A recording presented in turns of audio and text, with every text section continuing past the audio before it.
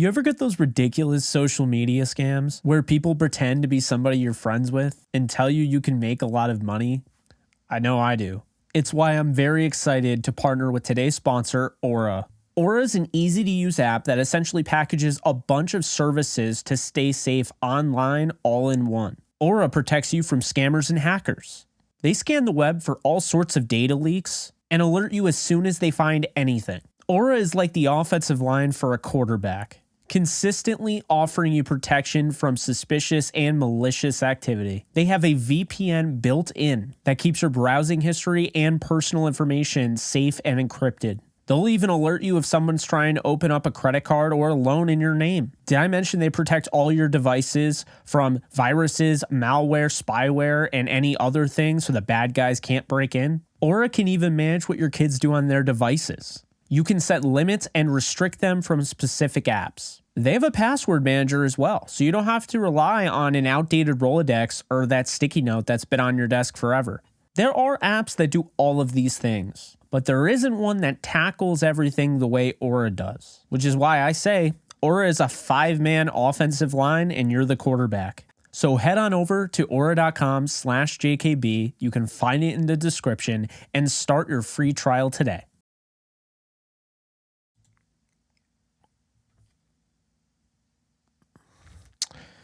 Wow. Okay, so the Rams just gave away Jalen Ramsey for a 3rd-round pick and Hunter Long. Sadly, I'm not making that up. That's actually what Les Snead and the Rams agreed to. That's actually the trade that they agreed to. It was like, what, 4 years ago? 5 years ago, the Rams, actually 4 years ago, the Rams traded 2 first-rounders, and I believe they traded either a 2nd or another 4th for this cornerback, who, yes, they won a Super Bowl with. And, I mean, let's be honest here, he absolutely worked out for them. He got another contract, and then they just up and let him go. They get, I mean, wow. I absolutely see now why they weren't able to get anything for Leonard Floyd. The Rams now have the reputation of the team that you can fleece anytime. Okay? If they're trading talent away, every team in the league should be calling this team, because I'll tell you right now, they always are going to get fleeced. I mean, it is absolutely insane to take the number 1 cornerback in the league and trade him away for a tight end that you basically already have, okay? You have a Hunter Long on your roster as it stands. It's Bryson Hopkins, a tight end you just don't use enough, right? Hunter Long has 1 catch for 8 yards. 1 catch for 8 yards. Okay? So Hunter Long has 1 catch for 8 yards. And then the 3rd-round pick, he was a former 3rd-round pick in 2021. So you're getting 2 3rd-round picks if you want to go like that. But in reality, there's a depreciated value there because you got Hunter Long in the 3rd round in 2021. So because of that, since now we're in 2023, that 3rd-round value is probably down to a 6th or a 7th at this point for Hunter Long. I have nothing against the guy. I don't know him personally, but he's got 1 catch for 8 yards in his career. He's 24 years old at Boston College. I mean, how is that any different than Bryson Hopkins in 2020? This is pathetic. I know people are like probably saying, hey, you should probably be a little bit more professional and probably shouldn't be all fan oriented. But I'm going to be real here because you guys are coming here for like real, like live reaction analysis, whatever. Like, and I'm telling you right now, this is what happened. And at the end of the day, this is not okay. I mean, this is not acceptable. This is an awful return. Now, we'll have to wait and see how much the Dolphins are taking, how much of the contract they're taking on. But regardless, this is an abject failure on the part of the Rams, Les Snead, whoever was behind this move. This is absolutely terrible. I mean, to only get a third rounder and a tight end who has 8 yards receiving on 1 catch, to only get a third rounder for that, I don't know what to tell you, man. I mean, it's just a bad move.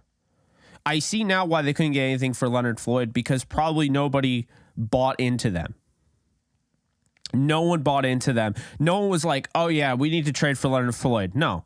Everyone knows how the Rams do things. They'll trade a player like Jalen Ramsey for a third rounder and a tight end that is third on the depth chart. And what does that equal with Leonard Floyd? Oh, well, we'll just get him when he becomes a free agent. Who's going to trade for him? You know? I mean, I'm just saying, guys, it's a little ridiculous. So, God. And I thought about it. I was like, you know what? If they get a first rounder in 2024, it's not the 2023 first I want, but a first rounder in 2024, okay, I'll take it. I'll take that. Now I'll really take that. I mean, if you're remodeling or whatever the hell you want to call it for PR, because that's all it is. It's a PR thing. You're rebuilding. You don't just trade Jalen Ramsey for a third round pick and say you're not rebuilding. So you're absolutely rebuilding. But like, if you're doing stuff like that, you know, I mean, guys, I don't even have words. I can't even believe this. I mean, this is worse than I thought. I thought the Les Snead special was going to be, when I saw that it was the Dolphins, I was like, oh, great. I'm sure a team asked for, you know, they asked and they were probably going to give a first round pick. And the Rams were like, we got to do right by Ramsey. So we're going to send him to Miami. We're going to take Les and it's going to be okay because we're just going to do right by the player. And so, you know, in conclusion of that, you know, it's just like, to not get even a second rounder. I mean, let's put it this way. Okay. The Rams traded a 4th and a 6th for Sony Michel, who plays running back, right? I mean, they traded a 2nd and 3rd for an older Von Miller going into a contract year. You're getting Jalen Ramsey under contract, and he's only going to be a $5 million cap hit this year because the Rams are eating that money. Unless something changed and the Rams aren't eating all that money.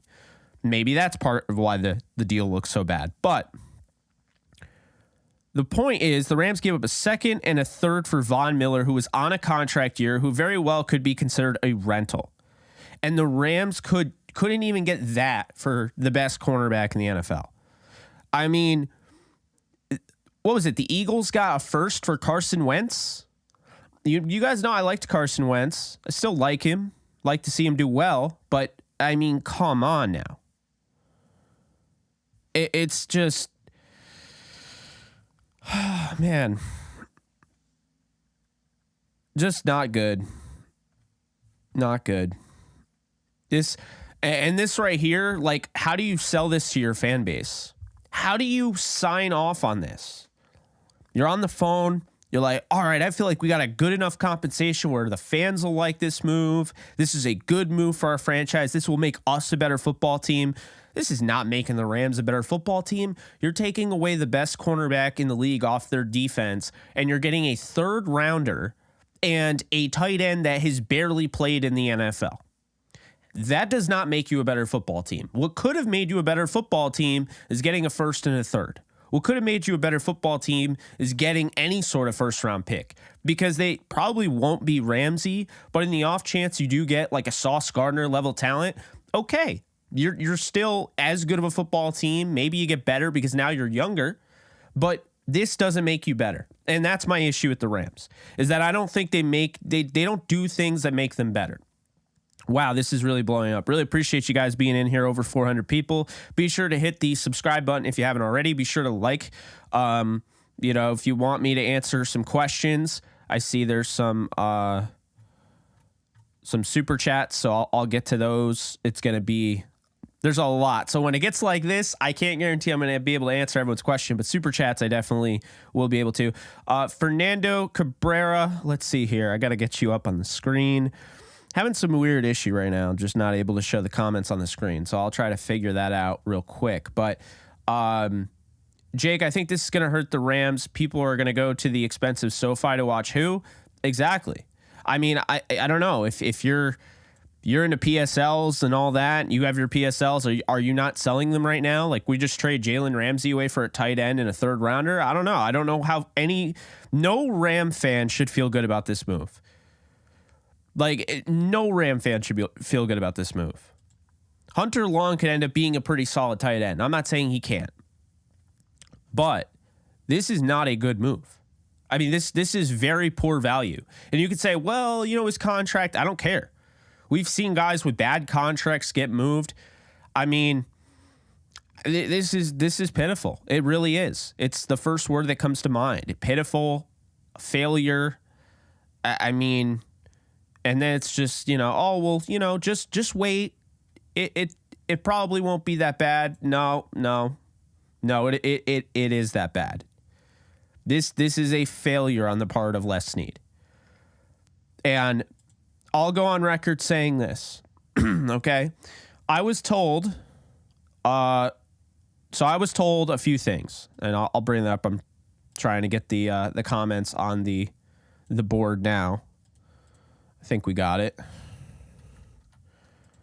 So I was told a few things, and one of those, I'll start off by saying the Rams at one point or another were considering trading Jalen Ramsey for a first-round pick, and if Sean McVay didn't come back, there was a chance that it could have been for Sean Payton. Now, I would have been pissed at that move, but at least they would have gotten a first-rounder. Anyway, I also have another piece here. I've had a couple people, actually a little bit more than a couple, reach out to me from the organization and basically say that, look, I don't know why we don't get more for these guys. It's becoming an issue. I mean, when you have people in the organization speaking out, although not speaking out because they're not going to put their name, and I'm never going to put their name out there. You could call them sources or whatever, or anonymous tips, but they're coming from the source. They're coming from the organization, and they're straight up telling me, like, I don't know what we're doing. I don't know how we didn't get this. I don't know how we settled for this. I don't know what we're doing. So when I have people from the Rams organization coming to me and telling me they don't understand, the big thing is they don't understand what this compensation is. Not just the Ramsey trade. I haven't talked to them since the Ramsey trade. This was the Leonard Floyd trade. Got a few messages, and it was like, man, I don't know why we don't get anything in return for these guys. We give up a lot, but we don't get a lot in return. So if you're thinking that, well, I can tell you there are a lot of other people thinking that, and they work very close to the people that are making these decisions. Work in the same building or close to it. So I don't know. When you have guys in, the organization who don't know what's going on and are saying, like, we're not getting enough value, it raises your eyebrows a little bit, right? Because you're like, wow. I mean, you have even people that are working with them like, I don't know about this. I mean, I got a message one day from a guy in the Rams organization that said, WTF are we doing? I'm not going to tell you who said it, but that was a real message. Does that make me feel good? Does that make you feel good? I mean, I just, when you, and I'm not saying they're like in the front office, right? They could be doing some other thing for the team. I'm not going to get into that. But when you have that, it's like, I don't know, man. I've been called negative a lot about the Rams lately, but I think really what it comes down to is that I think right now, when people like trust the process, what process? Well, they've been there before. They haven't, though. If you think about it, people say that a lot, right? They say, well, the Rams won a Super Bowl. Yeah, they didn't win a Super Bowl doing this. They did not win a Super Bowl doing this. if you go back and you look at that Jeff Fisher football team in 2016, that team had talent. It just didn't, it needed a coach to guide it. That's why a lot of those guys stayed. Yeah, Sean McVay moved on from a few, but a lot of those guys stayed for 2017, and Sean McVay turned them from 4-12 to, an 11-5 team overnight. You think that the players weren't good? Do you think it wasn't a good roster? It was a good roster. It was a good roster. That's why they went 11-5. They just needed a coach to guide them. They needed a coaching staff. So let's be real here. The Rams never had a bad roster under Sean McVay. The Rams never had a roster that didn't have stars. You could say what you will, but the Rams haven't done this before. So when you say trust the process, this isn't something that we've seen. The Rams haven't done anything like this under Sean McVay. It's not me whining. It's not me complaining. It's not me being a hater. I'm being a realist. I'm telling you, we've never seen the Rams do this type of team building. We haven't. So this is different. To put all your stock into the offense and then basically let the defense, you're using all these young guys. Again, I'll say this right now because I think people took my tweet yesterday when I was projecting the defense next year or this year. I think people took it as first off, it's a fact and it can't be changed. That's not true. Second, I think they also took it as if I was hating on the players that were on that list. I just posted the list. I like the players on that list. I like Marquise Copeland. Okay. I like Michael Hoyt. I like Bobby Brown. I love Jacoby Durant. I like Robert Rochelle. I'm a big fan of Quentin Lake. I like Jordan Fuller. I like Russ East. I love what Ernest Jones brings to the table. I like Daniel Hardy. The problem is that that's asking a ton. That's putting a ton of pressure on those young guys.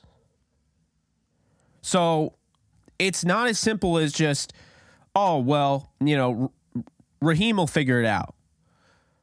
I mean, it's BS Raheem is being put in this situation. Raheem Morris showed you last year what he can do without Aaron Donald. I thought he played, he really, that defense played well at the end of the year without Aaron Donald, okay? Leonard Floyd out the building.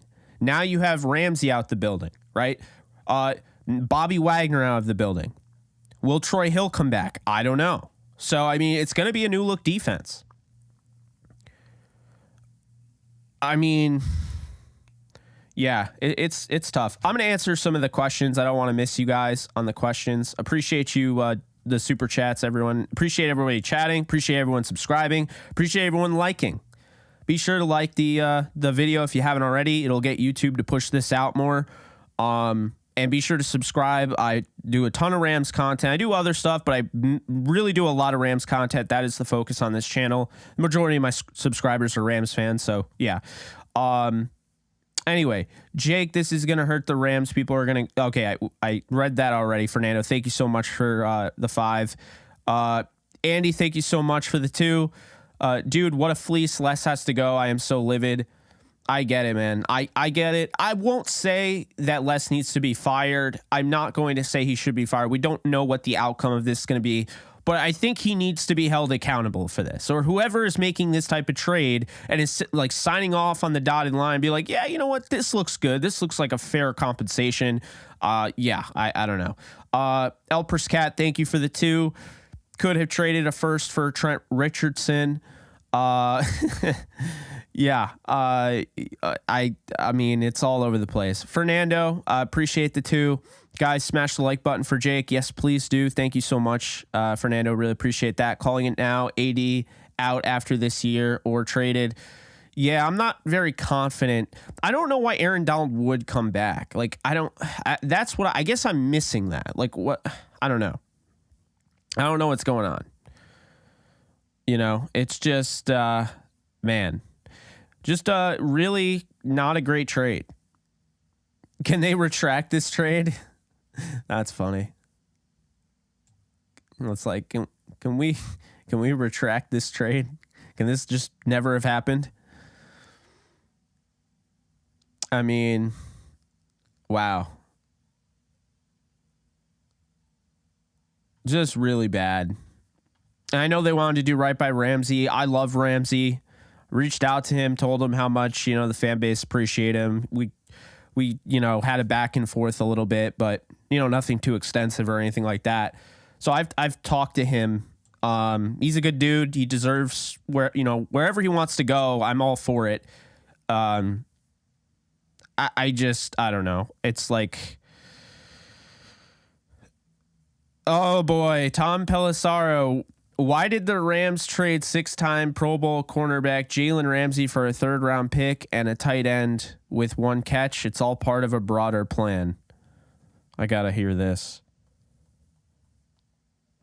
Jalen Ramsey for a 3rd-round pick and a tight end with 1 career catch. Remember, this is part of a broader plan for the Rams to get their books right in terms of the salary cap and also start to replenish their draft capital. They're going to release Bobby Wagner this week. They're trying to get somebody to take on Allen Robinson's contract and giving him the second break. Basically, anybody outside of Cooper Kupp, Aaron Donald, and maybe Matthew Stafford is available at this point. Basically, anybody outside of Aaron Donald, Cooper Kupp, and maybe Matthew Stafford is available at this point. That's what Pelissero just said on NFL Network.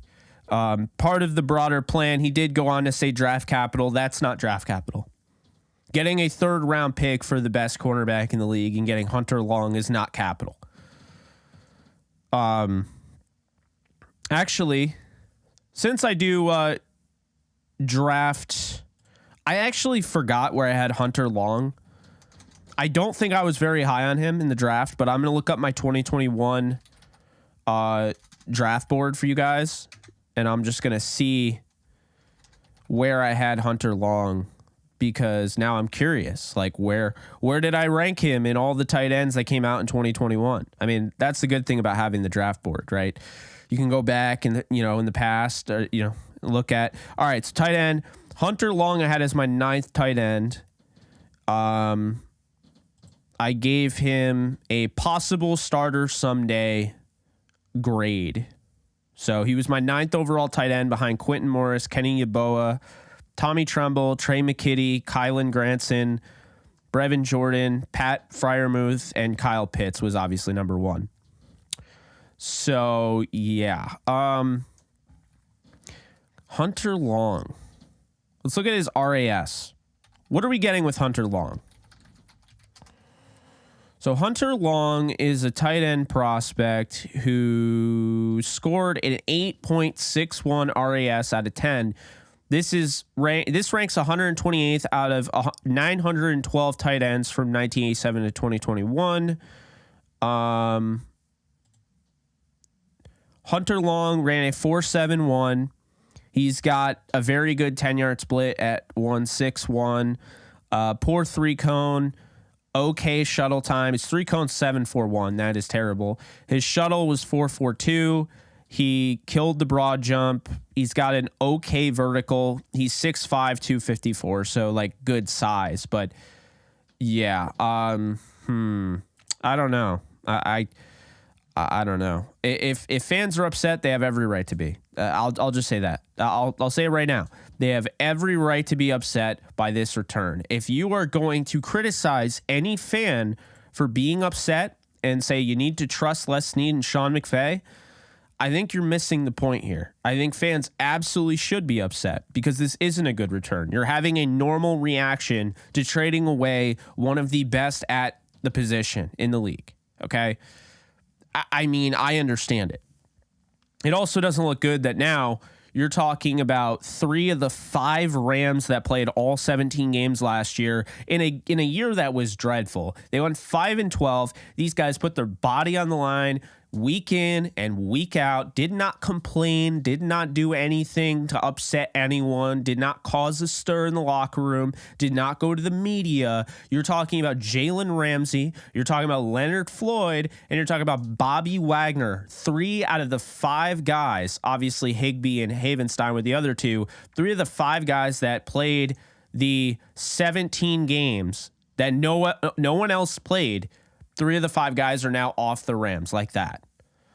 Wagner released. All-Pro, second team All-Pro. The only All-Pro selection from the Rams was released. You did not get any sort of draft compensation. You got a third and Hunter Long for Jalen Ramsey, and you just cut Leonard Floyd outright after he had 3 straight seasons with at least 9 sacks, and he was one of the best run stoppers at the outside linebacker position. And furthermore, for the people that say, well, Leonard Floyd only did that because he had Aaron Donald, I'll hit you with this. Did you know that Leonard Floyd was top 6 in pressures with Aaron Donald out?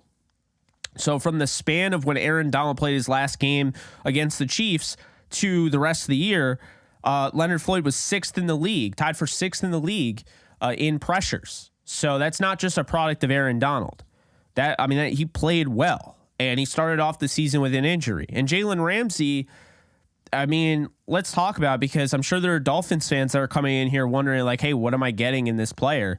Jalen Ramsey is still very, very good. He's still the best corner in the league. He's still going to do everything for you. He doesn't make career decisions. He doesn't sidestep tackles. He's going to go out and he's going to make a play. He might force a fumble. You can use him as a blitzer. You can use him all over the field. Where's Waldo role? Whether he's playing linebacker as a pseudo linebacker, he's playing corner. He can play safety. He can play in the slot. He can play in the boundary, right? He's got unbelievable range. He's very, very, very athletic, but also he's super football savvy. His football IQ is very high. He's very good, and he takes on the role of being a mentor. He did that with Jacoby Durant. He did that with Darian Kendrick.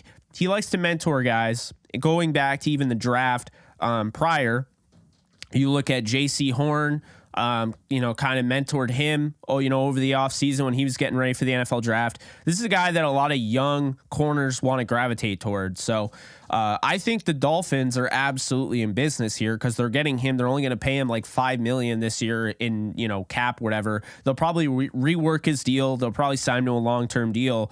But going into it, that's what you're paying. And in addition to that, you lost Byron Jones. Okay, Byron Jones is not the same corner. He was one of the highest paid corners, and he basically said he's retiring from the league because he can barely even walk. And now you upgrade because you go from Byron Jones to Jalen Ramsey. Now you have Jalen Ramsey and you have Xavier Howard, and that's a really, really, really good tandem. The only thing I will say that the Rams win in, and keep in mind, a win doesn't mean they're beating the Dolphins. It means that it's a victory for the Rams and only the Rams. The only thing that you're taking away from this is that, 1, they didn't release him, which wasn't even an option anyway. And 2, he's not in the NFC. You traded him in the AFC. That is like one of the only redeeming qualities of this trade is that he's going to the AFC. But aside from that, man, it's very bad. It's a bad move. Bad move. I'm not saying it's bad to trade Ramsey. I'm saying it's bad to trade Ramsey and get like hardly anything for him. And this is not a knock against anybody going in the 3rd round, but it's not a good move. I'm sorry. I'm not going to pretend it is. Thumbtack, thank you so much for the 2. Hunter Long better be the next Travis Kelce. Can you imagine that? We'd go back in time looking at this video and being like, man, you were saying all this stuff about Hunter Long, and here you are, and now he's Travis Kelce or whatever. It would be funny, but I don't think that's going to happen. Did they take Jalen's contract like the Lions did Goff's? That's what I'm trying to find out. And honestly, I don't know if they did. I think the Rams are still going to owe money on that. So it's a good question, but I think the Rams are still going to owe money on that. Yeah, I don't. Oh man. This is one of those moves that just really makes you livid. Like, if you thought I was mad about Robert Woods getting traded, this is way worse. By the way, shout out to Robert Woods. He got paid 2 years by the Texans. He deserves it.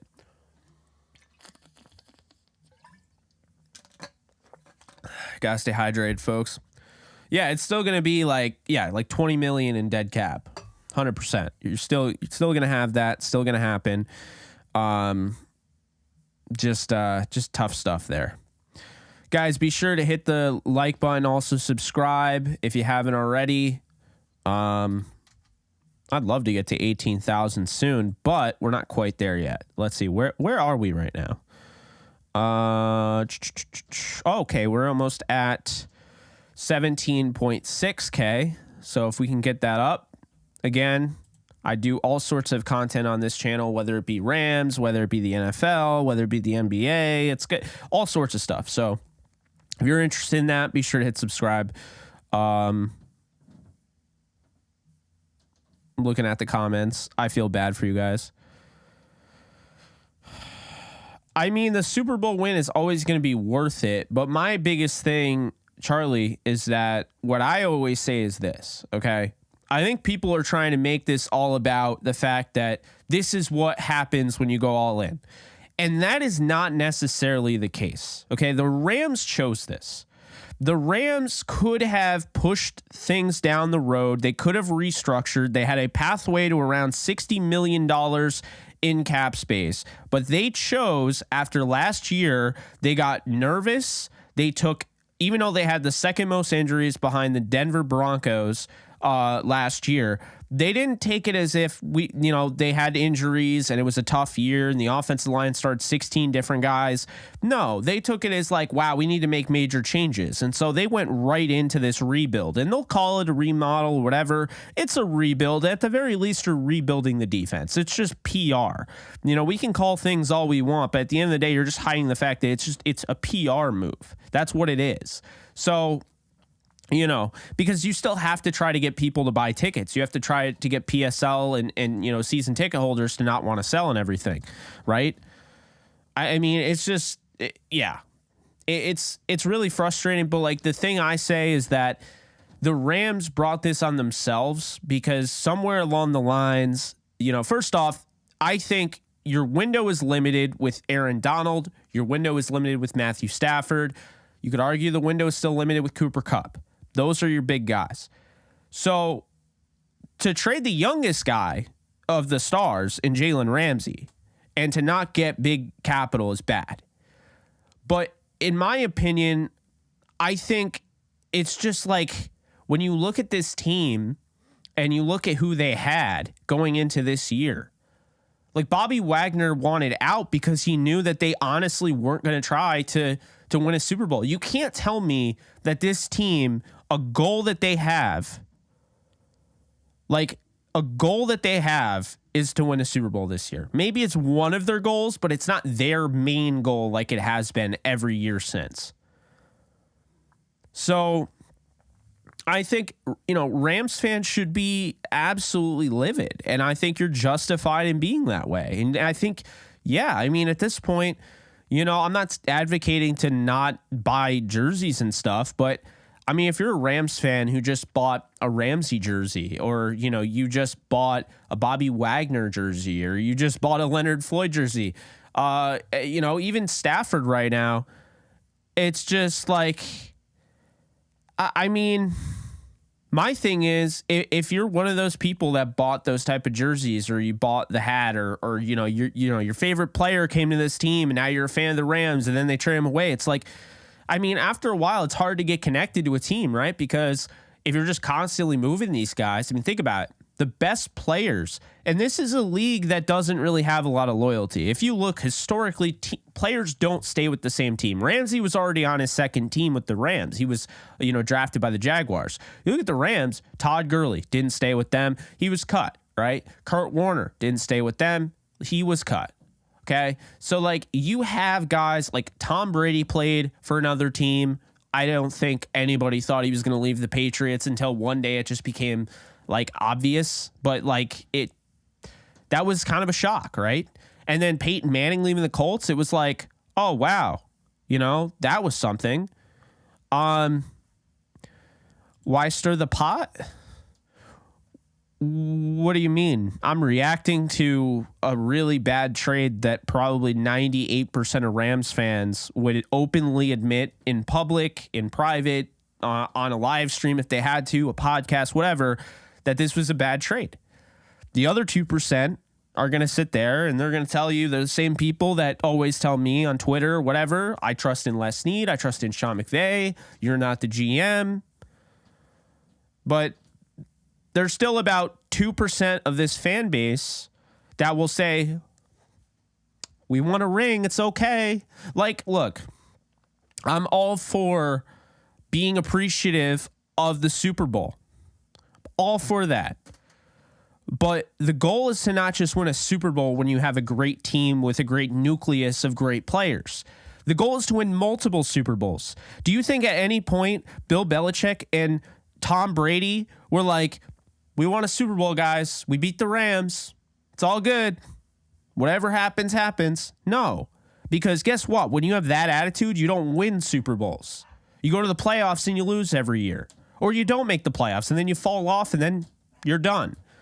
The thing that makes you win Super Bowls is the desire to want to win or the hate of losing. And Tom Brady took multiple pay cuts to allow other players to play around him. Multiple. Bill Belichick brought in multiple guys. Brady had about 2 seasons with New England where he didn't have a top 10 defense. 2. And if you want to say, well, like this, for instance, the Patriots cut players every year and still won. Yeah. And you know how they did that? Because they were able to basically continue to fill out their roster. So they would cut a player, but then they get another player. Do you know why that player came? Because everybody wants to play for a winning team. So they get guys on cheap deals. They'd get guys that could all of a sudden they could sign now because Tom Brady was taking pay cuts. Problem is, on the Rams, Aaron Donald wanted his contract. He also made an ultimatum like, I'm not coming back unless we get OBJ, whatever. I'm not running it back unless OBJ comes. Okay, that never happened. So clearly that wasn't going to happen. But like guys like Aaron Donald, love Donald. But Donald had to get that he had to get that contract. And so when they gave him that contract, now you can't keep Ramsey. Now you have to do some things a little bit differently than maybe you wanted to do, right? I mean, right now, I guess my thing is like, what's the point of keeping Donald? Why wouldn't you go up to Donald and be like, look, do you want to go? Do you want to go to the Steelers? You're from Pittsburgh. Do you want to retire there? There's no shame in that. He's not the first Ram to go to the Steelers, you know? But I mean, like the serious question. It's like, why would he want to be on this team? His window's closing. Why does he want to spend one of his last few years on a team that clearly doesn't want to win a Super Bowl? That's not their main goal. Trading Aaron Donald would make a lot of sense. It would. And for him, it'd make a ton of sense. I'm not saying the Steelers are guaranteed to win the Super Bowl, but they got a young quarterback. They got some good talent.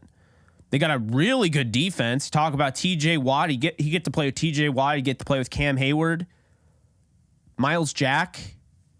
You know, I mean, there's talent over there. So I mean, I don't know. Like, I guess that's what I'm missing. I don't understand why Aaron Donald would want to still be playing on this team. It's not even a disrespect to him.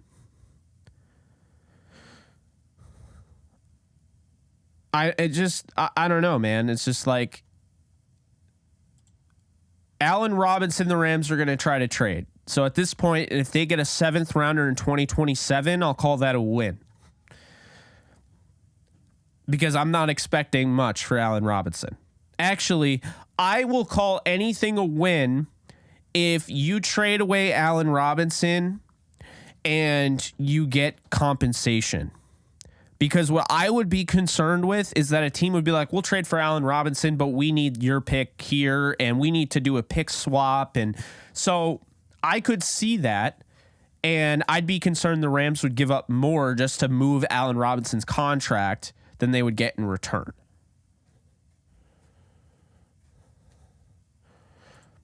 Yeah, but then all of a sudden that cap is off the books. Now you can actually maybe do something in the offseason. That's the problem, guys. Do you know all this trade does? Like, let's look at the exact cap number now. Now that they made this trade, what does their cap number look like? Let's look it up, because I mean, I don't believe it's going to be very good. It's going to be, they're under the cap now, I believe. But it is not, it's not great. Like, when, you know, you have people talking about making certain moves and whatnot, you know. So let's look here. Currently, the Rams. Yeah. So currently the Rams they have $3.5 million in cap space. And they just created a gigantic hole at corner. So they have $3.5 million in cap space. They have a gigantic hole at corner. They have holes on the offensive line. I don't have to tell you guys about that. They have a hole at wide receiver, you could argue, if they trade Allen Robinson away.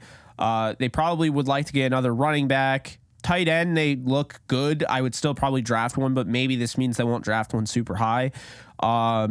Defense, they have holes everywhere. You know, it's going to be tough. So now, say you trade Allen Robinson, right? So you trade Allen Robinson, and I don't know what something like if they'll be able to do, but they're still going to have dead money. So let's just say they trade him. So I'm just going to put together some quick trade and, you know, whatever. I doubt they'll swap contracts or anything like that. So this will be a trade. And the Rams would have $10 million in cap space. So the best case scenario at that point, the Rams have $10 million in cap space.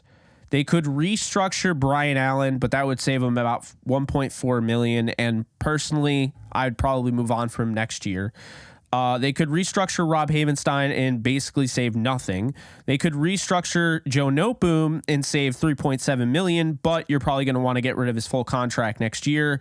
They can't really restructure Matthew Stafford. It's going to save him nothing. So then you look at Aaron Donald. He could restructure for about $6 million, and then Cooper Kupp could restructure for $10.4. If they do that, that's the only chance the Rams have of being able to spend any sort of money in this offseason, and they would be at $26.9 million in cap space. If Aaron Donald doesn't agree to a restructure, whatever, 20.7.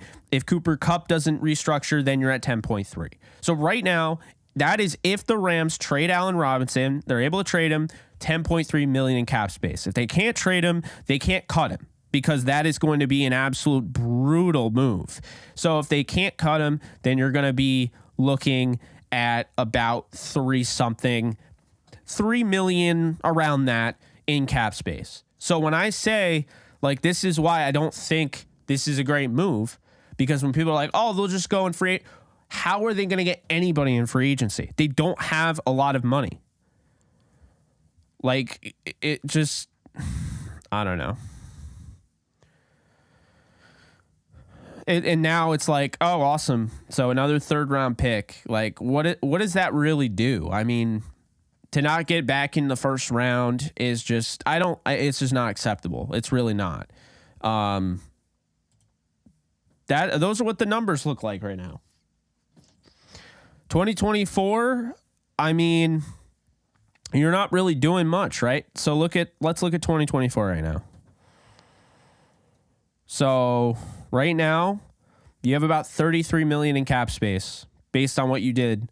So after all that, you only have $33 million in cap space. Now, what they can do is they can release Noteboom. That saves you about $11 million, so you have $44 million. Then, you know, say Allen Robinson is off the books.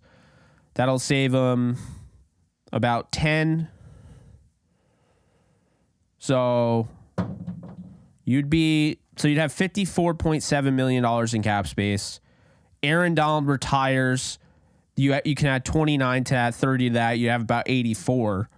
But now you don't have good players on the roster. Like your best players are gone, right? Bobby Wagner's released. That saves you about like $9 million right there.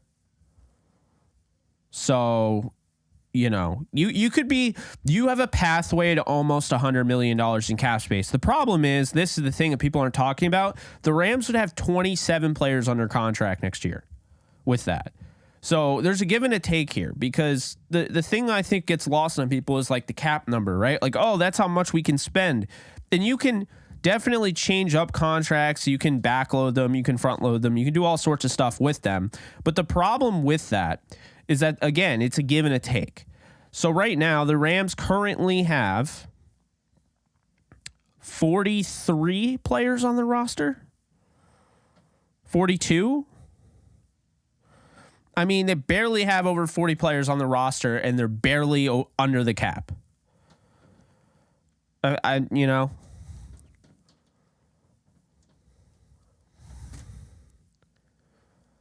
I don't know, man. Depends. Like, that's a good question right there. If Baker Mayfield, I mean, if he signs like, say, $8 million, like what it sounds like it could cost around that, say 8 to 12, right? If he signs for 8 to 12, that could get you maybe like a 5th round compensatory pick.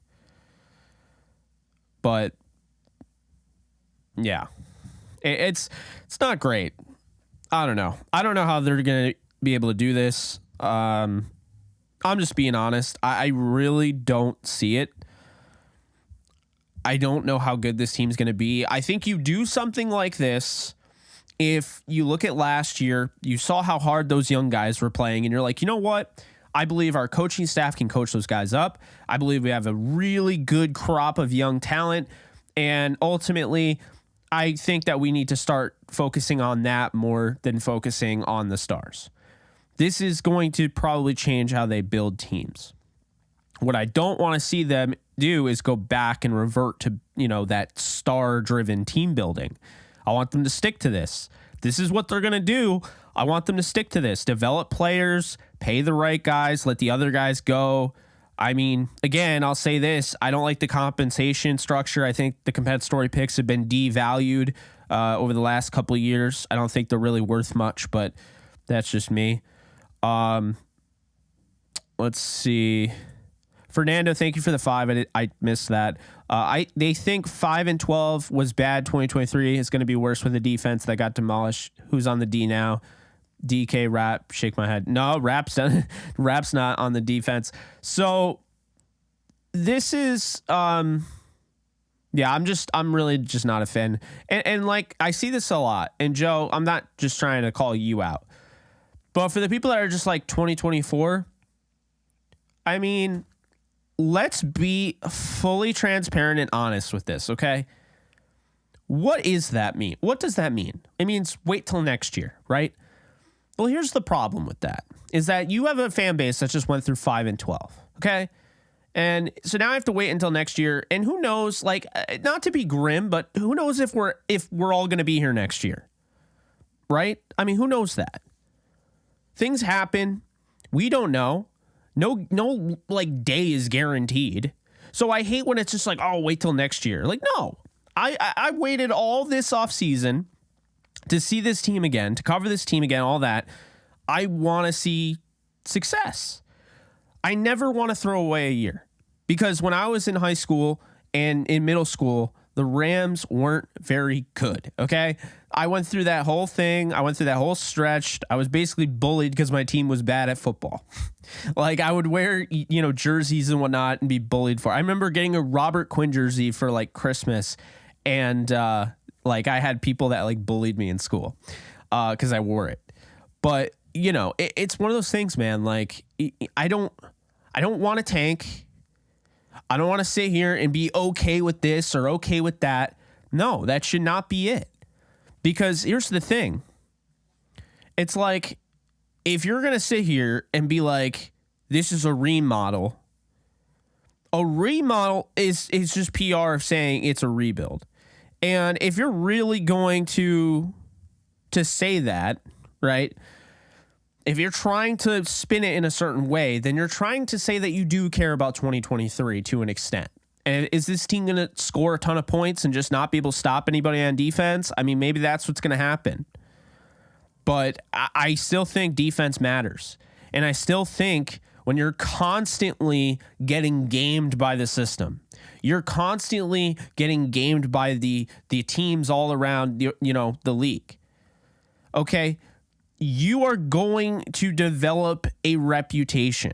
And the Rams have developed a reputation of a team that you can totally play around with. You can, the whole, what was it? The F around and find out that meme or whatever. Yeah. See, the Rams, they just let teams fleece them all the time. They always give up more than they need to, and they always take home less than they need to.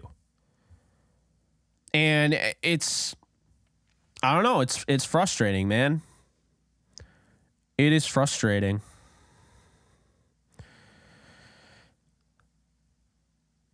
Yeah, I'm over the tanking. I don't like tanking in any sport. I personally don't think the Rams were tanking during the Sosar days. I think they were just that bad. They were poorly run. They had some talent, but the coaching staff wasn't great. The organization just in general from top to bottom wasn't great. So,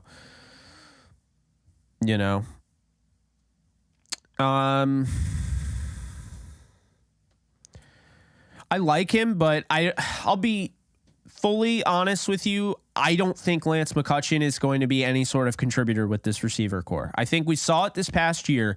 This team went through a bevy of injuries. He didn't step up in a way that showed that he was going to be a receiver they hold on to when they really want to develop, and neither did Jacob Harris. Those are the two guys to me that we've talked about a lot that I just don't think are anything more than guys that could have a good preseason here and a preseason there. I don't know. I'm not very confident.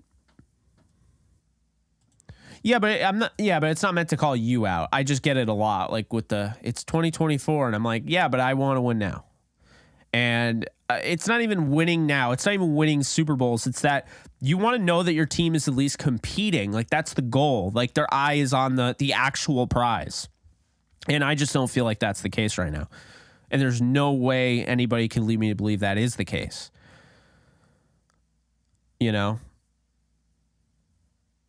It's just, it's just tough day at the office. Guys, be sure to hit the like button and subscribe if you haven't already. We've got a lot of subscribers through this live stream, so really appreciate that. We're at 17,611, so getting closer to the 18K. Definitely the big milestone goal that I will be celebrating is when I get to 20K. But yeah, this just, oh man, this just stings. It's really just, and I knew it was going to. I knew it was going to happen. I kept telling people Ramsey's 100% getting traded, and I hate to say it. I thought it was stupid. I didn't want to admit it. And then I was like, yeah, he's 100% getting traded. He's done. This is over. It just, but the fact, here's the thing. I knew he was going to get traded. I knew the Rams were going to move him, and I knew they were probably going to take a little bit of a top off, right? So, because they made they showed their hand. They made it obvious. Okay, Ramsey wants to go here, so I knew they were going to take less than they should have. But what I didn't know is that they were going to take literally nothing. A third rounder in Hunter Long for Jalen Ramsey is just not a good return. GMs around the league are laughing at the Rams right now. Straight up laughing. And it honestly makes you feel like the Rams weren't that smart. They just did something to get the ring. It wasn't great team building. It wasn't this unbelievable strategy. It wasn't like they conjured up something that didn't exist. It's that, simply put, Les Snead had the balls to go up and do stuff like that. He had the balls, unlike any other GM that would have gotten fired. He was probably told that his job was very safe, and he knew they would win games. And since his job is safe, he felt that he had the guts to go up and be like, you know what? I'm going to trade for Jalen Ramsey. I'm going to trade away Marcus Peters midseason. I'm going to trade for Jalen Ramsey. Like, and let's be honest here, you know, we'll see. We'll see at like the trade deadline if the Rams are planning on doing kind of a similar thing that they did in 2019 when they traded, you know, Talib midseason. They traded Peters and then they got their guy in Jalen Ramsey. We'll see if they do something like that. But I don't know.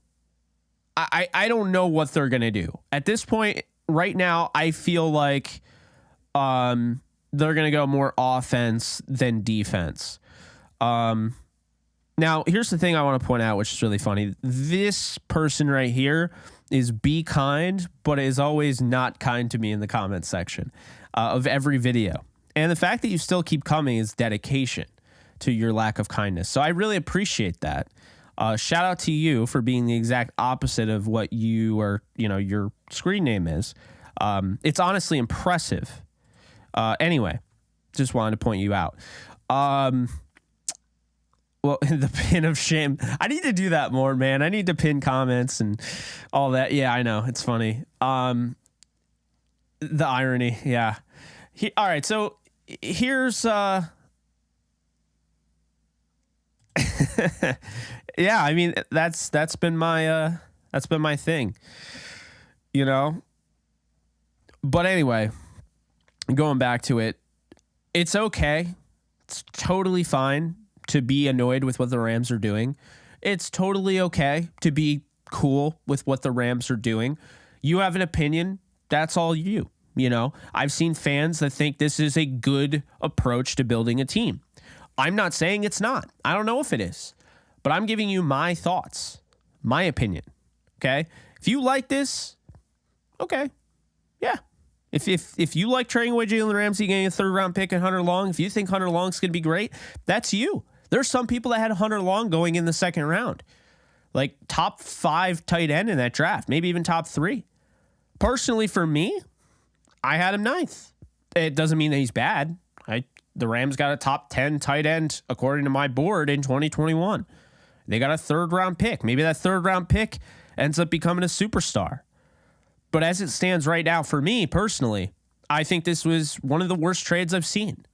And I think it caps off that the Rams, at the end of the day, as much as I love them, and you guys know I love them, this isn't just, you know, unbiased, you know, like coverage like I do with the Jets, because I'm not necessarily a Jets fan. The you know, the helmet's there. I like the Jets. I've grown to like them, but I'm not like a diehard fan like I am the Rams.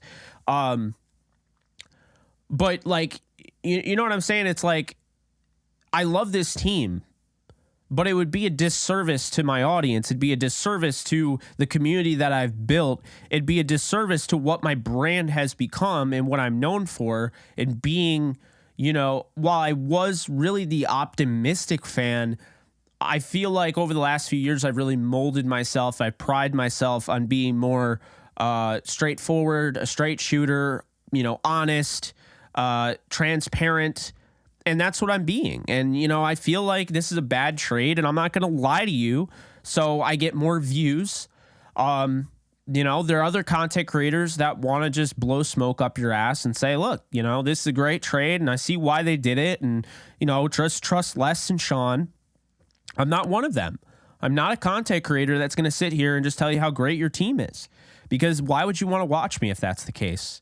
And if at the end of the day, if that's my audience, if that's my fan base, if that's my community, then that's not representative of me. I feel like the community that we've built here, I mean, obviously you have your bad seeds and your be kinds of the world who just hate on everything I do. But I think we have, you know, some really intelligent people in this you know, community and just overall that follow my stuff. And, you know, I may not have an opportunity to comment on every single comment and reply to every single comment, but I read all of them, and I will tell you, I've had some great conversation. I've learned some things from my audience. Eric Richardson, who is in the comments section right here, I've had some great conversation with Eric, Eric puts some great stuff, in the comment section. Very intelligent. I have all sorts of people. Alex is a great person. I've gotten to know Alex. He's been a true, he's just been a walking W. He follows me no matter what I do, where I go. He's always supportive. Then looking over at Exotic, Exotic is just constantly a W. Like Exotic is like one of the first. Anytime I go live, Exotic is one of the first people there. Like I try to point out like all sorts of people, and I couldn't obviously do that. Kareem, I know, you right there. I mean, Kareem has been, just a model of consistency as a supporter of mine, whether it's on YouTube, whether it's on Twitter. I appreciate, you guys, and I could go on, right? I mean, Chantry, you've been here. HD, you've been here. There are just so many people that I could thank, and this is really what it's about, right? It's about building a community. It's about building something that lasts longer than just we go live, we have a good time, and then that's it. Mike has been around here a while. Bree, appreciate you, or Bri, maybe I messed up there. Fernando, appreciate you. Rob, guys that are donating, all of you guys that are in here, Jack 42, just like all of that. Rod, appreciate you. Like all these people, I appreciate all of you. P-Train, you're always in here. Young and Isaac, you're always in here. Like I noticed this. Ray, like good, genuine people. Even Don Burr, who, yes, you and I, we have a little, little rivalry always in the comment section, but it's all love, and I appreciate your support of my channel. You're always in here. Rusty, you're always in here. It just like, it really does. It means a lot though, to have people like that are constantly, in here and supportive of, my vision of what I want this community to be.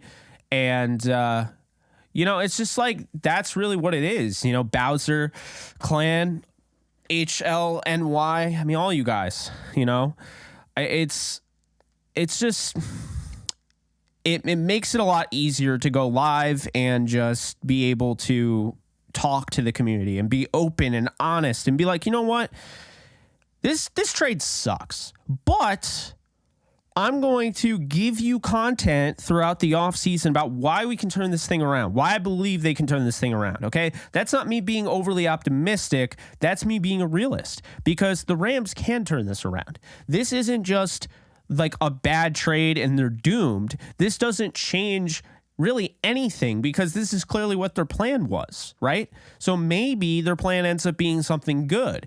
And no, this isn't me flip-flopping. This is me being honest. This is me being real. And I'll tell you right now that I do have the confidence that this team's still going to be competitive, because I do believe that they have a good young core of guys.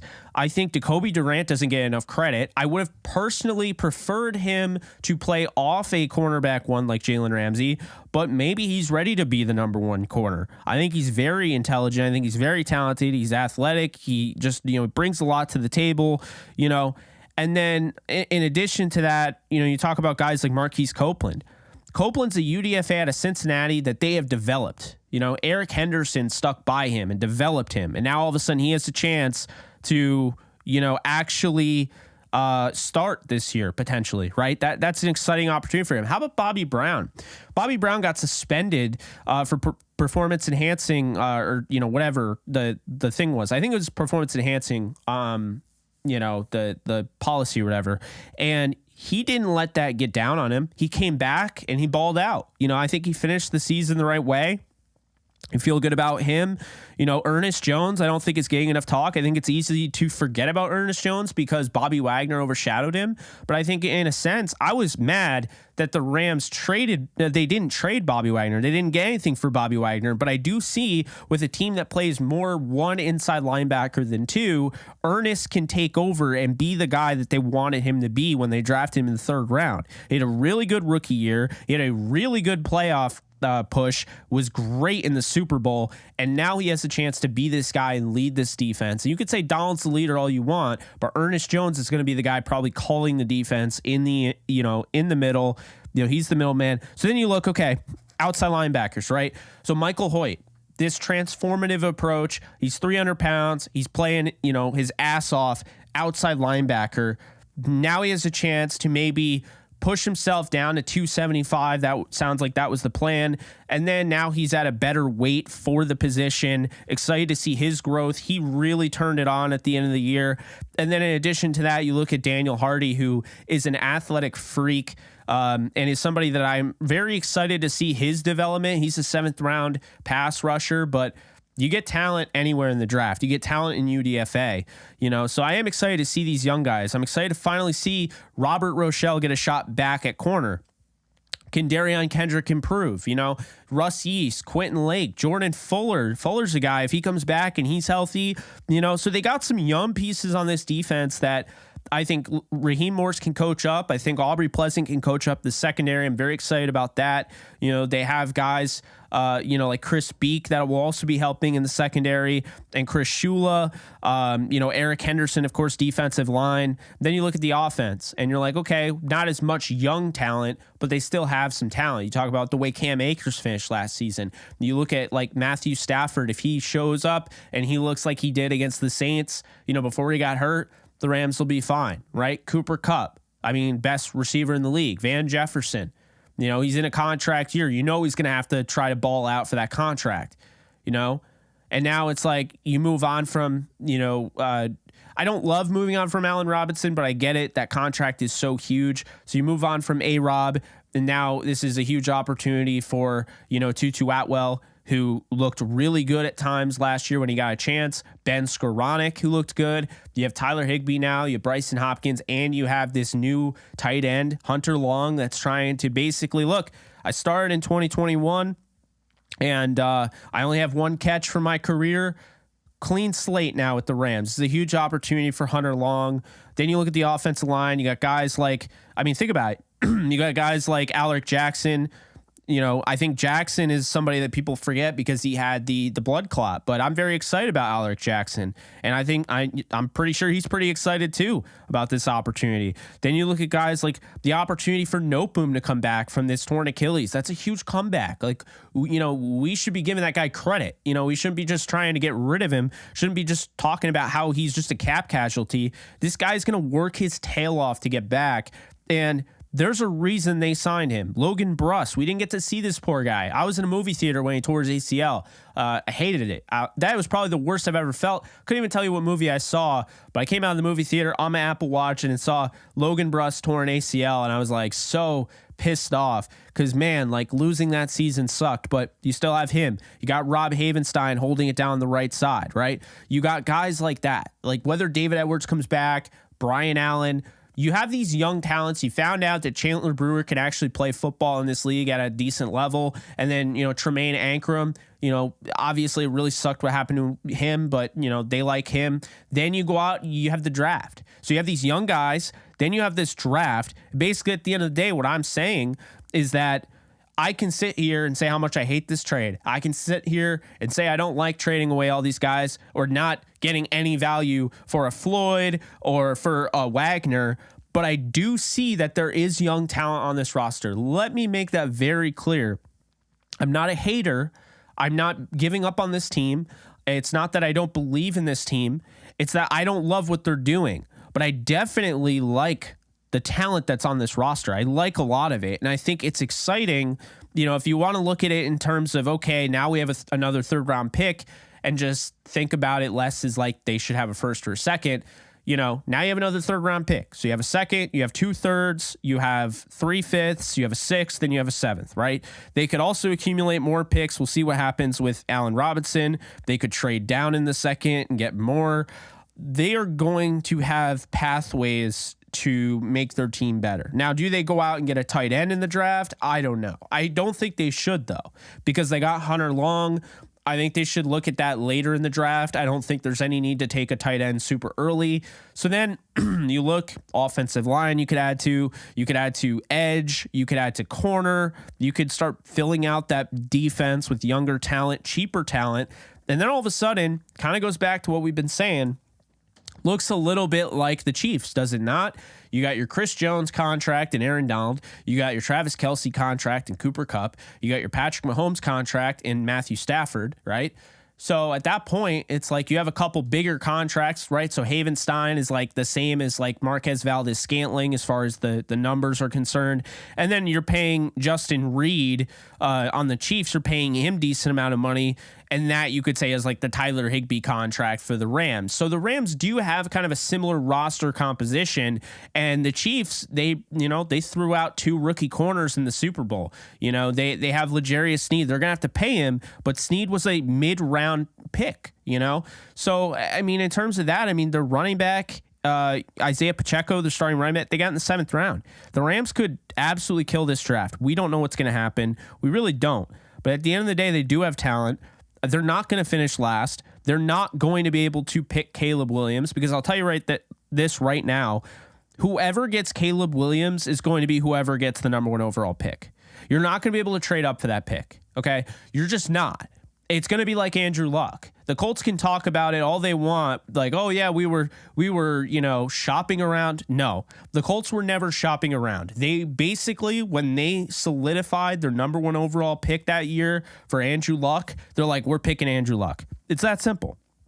That is going to be the case with Caleb Williams, I believe. I mean, you could say Drake May, you could say Quinn Ewers and some other guys, but I think Caleb Williams will go number 1 overall, and I do believe that it's going to be a no-brainer. Whoever picks it, whoever has the number 1 overall pick is going to keep it. They're going to have an number 1 overall pick because they need a quarterback. Okay, it's not going to be a team that wants to trade it. It's not going to be like this year. So the Rams are not going to be able to get Caleb Williams unless they have the number 1 overall, and they're not going to have the number 1 overall pick. They're not that bad. They got some young talent. They got really good coaching staff. You also have to keep that in mind. This team with, no offense to Jeff Fisher, but this team with that coaching staff, this team with Rob Boris as their offensive coordinator, this team with Greg Williams as their defensive coordinator, this team with all those coaches in the past, I mean, you could definitely argue this team is winning maybe 4 games. But with this coaching staff and a 3rd place schedule, and the fact the NFC is just so pedestrian this year, I wouldn't be surprised if this team won, 8+. And I don't think that's a bad thing. And we don't know what they're going to do in the draft. We don't know what they're going to do in free agency. We don't know if they're going to trade for anybody. So, I figured I had to say that at some point, because I think it's gotten to the point where people think that I just hate this team now, and they think that I think the team's bad. And I don't think it's bad. I just wouldn't have done it this way. I think when you look at when you look at how they made up their team, and they have these contracts, 35-year-old Matthew Stafford, 32-year-old Aaron Donald, and 30-year-old Cooper Kupp, I would have pushed the can down the road a little bit longer, because you have that window, it's closing, and now I just feel like this isn't a year you're not going to win a Super Bowl. Like, I can say this team is good, or I can say this team has talent, but I don't think this team's going to win a Super Bowl. I don't know how you beat anybody in the AFC. So I think and by the way, Jalen Ramsey is grossly being underrated, because I think people are talking about him having these down years. And I'll just say, go back and watch the tape. It really, go back and watch the tape for real. I'm not kidding you. I mean, it's one of those things where I feel like in the moment, a big play is given up, and first thing everybody does is blame the guy that's trailing the receiver. But I mean, when you watch the film, you can see, you're like, okay, the guy who was trailing the receiver was trying to help the guy that got burned, not vice versa. So I don't know, man. I think that Jalen, he's actually in a great position, and I wish him the best of luck. People are going to hate on him. I don't blame him for wanting to leave, and here's why. They didn't value him, okay? They didn't. They weren't going to give him the contract. They gave Donald the contract, okay? He's the youngest of the core guys, and they didn't value him in that way, so he wanted to leave. They basically told him they were going to trade him.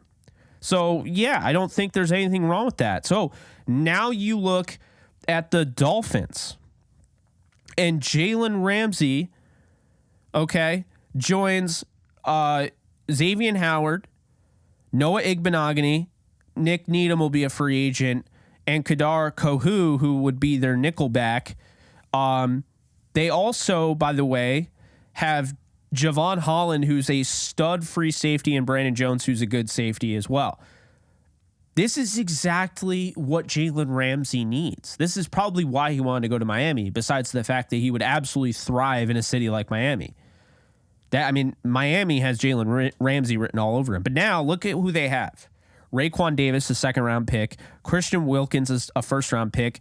You have Jalen Phillips, first-round pick. You got Jerome Baker, third-round pick. You got Bradley Chubb, you traded a first away for.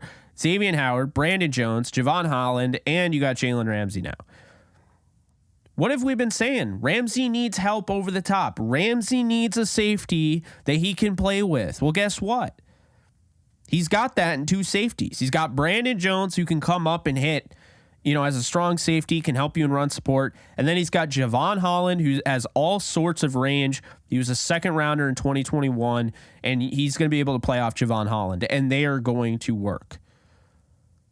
So I like it for him. I think it's definitely a win-win for the Dolphins and Ramsey. I think this is an L for the Rams, but they do have other ways of, turning this thing around. But yes, I do think this was ultimately an L for the Rams, and definitely a win for the Dolphins. They move on from Byron Jones, who can't even play football anymore and will be retiring, and they get Jalen Ramsey next to Xavier Howard. That's a very good combination. So thank you, Jalen Ramsey. I mean, this, he deserves a lot of credit. Guy balled out for the Rams. He did not get enough credit. He played all 17 games when he didn't have to. He absolutely at any point could have probably asked to be shut down, and they probably would have shut him down. But he played all 17 games. He deserves credit. Leonard Floyd deserves credit, and Bobby Wagner deserves credit. And so does Tyler Higbee and Rob Havenstein. I just don't think they're going anywhere. But yeah, I think, that's the big thing there. Guys, be sure to hit the thumbs up button, the like button. If you're on mobile phone, you might have to slide out of the comment section, hit the thumbs up button. I think I had another, if I'm not mistaken here. I was looking at the comment section, then I went on my tangent and didn't see it. Let's see. Where is it? Oh, Quintana, thanks for the 5. Really appreciate that. That's what I was trying to go back. I wanted to make sure I didn't miss anything. Fernando, thank you so much for becoming a member of the channel. Really appreciate that as well. And thank you, Bowser.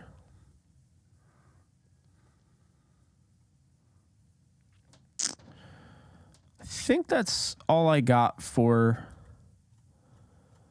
that. Yeah, I don't think I have any more super chats. So I didn't want to miss anybody. We've been live for an hour and 17. Feels like we've been live longer, but we got so many people in here. 245 likes. We got 446 viewers. So as much as I hate losing Jalen Ramsey and I hate this trade, we'll say this type of news does breed a lot of interest. It does.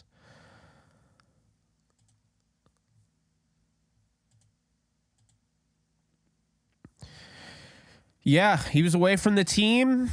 I know he was injured, but I guess some teams just allow players to just leave, like at the if it's like that type of situation.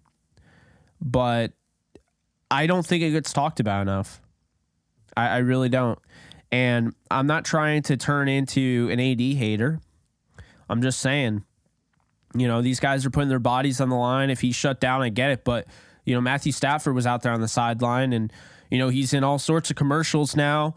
Just like AD, he's in commercials. Matthew Stafford is the quarterback. Matthew Stafford's the $40 million, $50 million man, and he's on the sidelines. He's rooting his teammates on. I don't know. I agree. I mean, something about that just kind of didn't sit right with me. AD not being in attendance and, just not really being with the team. Allen Robinson wasn't either, but I think he had to rehab his foot, I think. I mean, he could have been there, but, whatever. But yeah, I see why people are upset about that. I definitely see why people are upset about him not being there.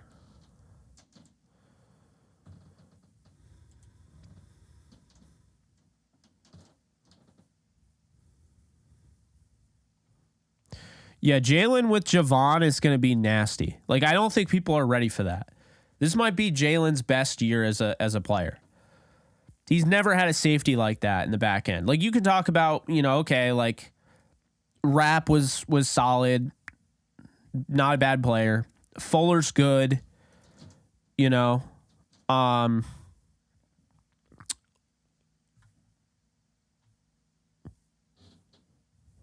let's see. Wait, really? Oh, wow.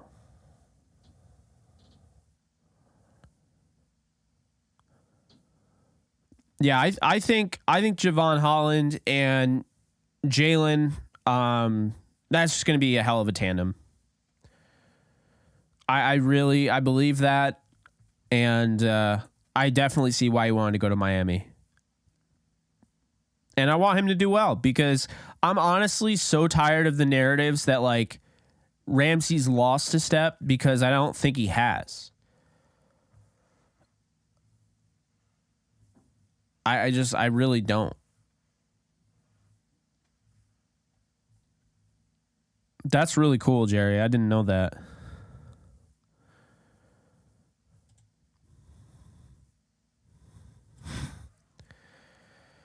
Yeah, Vic Fangio's loving it right now.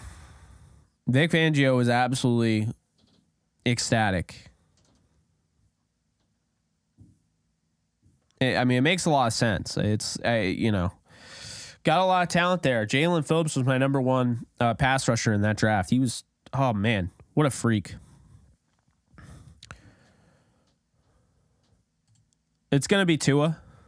If he stays healthy, then, they'll be in good shape. I think that's his biggest thing right now. If Tua can stay healthy, this Dolphins team can really compete.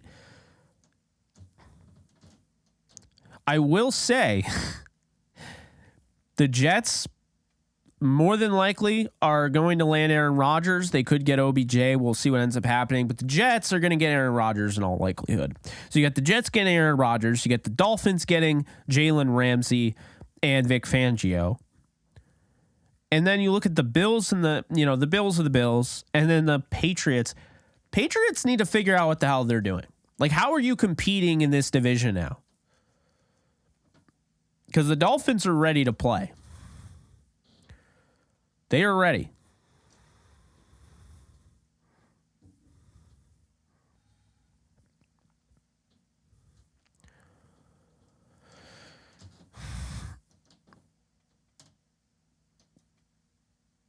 I don't think they would have done that, but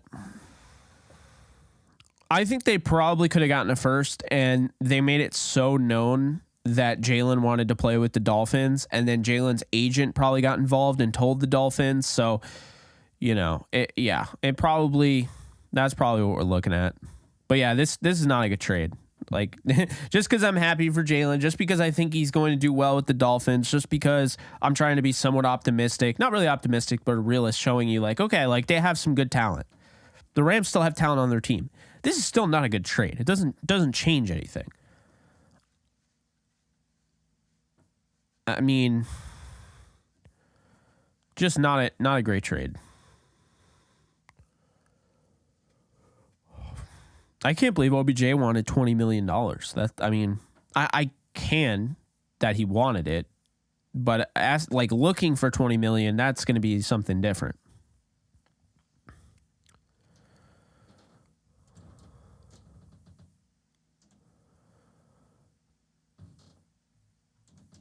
Yeah, I don't.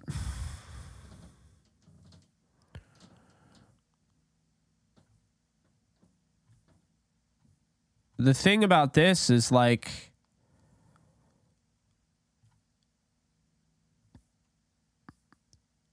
yeah, I don't know. I know it's brutal. Yes, please be sure to hit that thumbs up or the like, whatever you want to call it.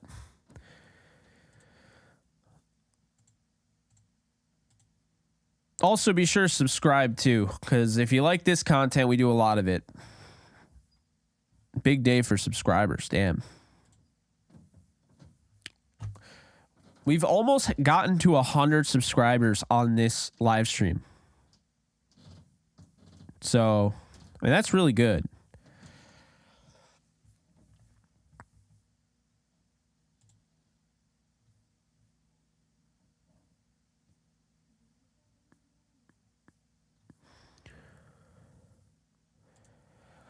Yeah, I don't think the Rams would be in the market for Hopkins. Personally, I don't think the Cardinals would ever make that trade.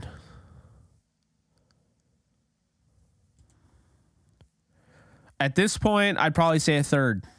I mean, they should probably be able to get a second or a first, but yeah, with less, like what he takes, what he's, what's acceptable, I guess really we're just at the point where he would just get a third for Donald. So I guess, yeah, I don't even know if I'd want to trade him for that. But so Allen Robinson, it's interesting because it's got to be a team that has cap space, right? Like in order to take on that deal, probably a team with cap space. So if that's the case, and I'm trying to find out the top. Where the hell do I even find that out? Cap tracker? Okay, that's it. So right now, the most cap space is Chicago at 74. Then the Falcons at 57. Then the Raiders at 57 or 47. Houston at 39. Cardinals 36. Bengals 33. Dolphins 29. Titans 27. Broncos 27. Patriots at 26. I could see him in New England. I feel like Les only wants to trade with teams that he's already had experience trading with. The Titans might want to replace Robert Woods. That might I would say that would definitely diversify the receiver room. So the Titans might be in play. I would say the Titans, the Patriots, maybe the Dolphins. If they're going all in, maybe the Dolphins. It wouldn't cost much as far as picks wise. They'd probably get like I said, I'll be shocked if they get a 7th rounder in 2028.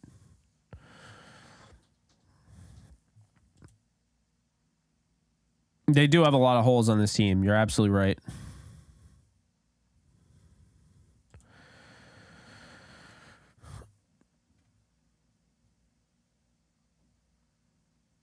Yeah, it's just, oh man. Yeah, but Cooks is not staying with the Texans. His tweet made it sound very clear. Like he's like, yeah, congrats, Robert Woods. Like you're gonna do well here, or you're gonna do well there. Like as in, like I'm already gone. Like he's not. There's no way he comes back. There's zero chance he comes back. But the Titans are doing not Titans. The Dolphins are kind of doing what the Rams did because I mean they traded for Tyreek Hill. They traded for. What's his face? Bradley Chubb,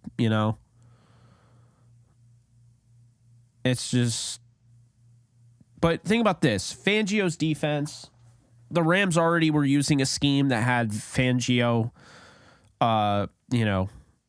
wires, if you want to call it, connected to it. So it makes sense schematically.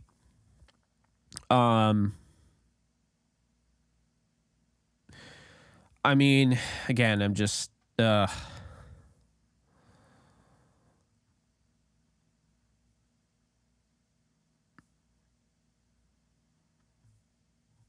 again, I just think the people that are saying like this is not a bad, like I've seen it. This is not a bad move for a regressing 30-year-old corner.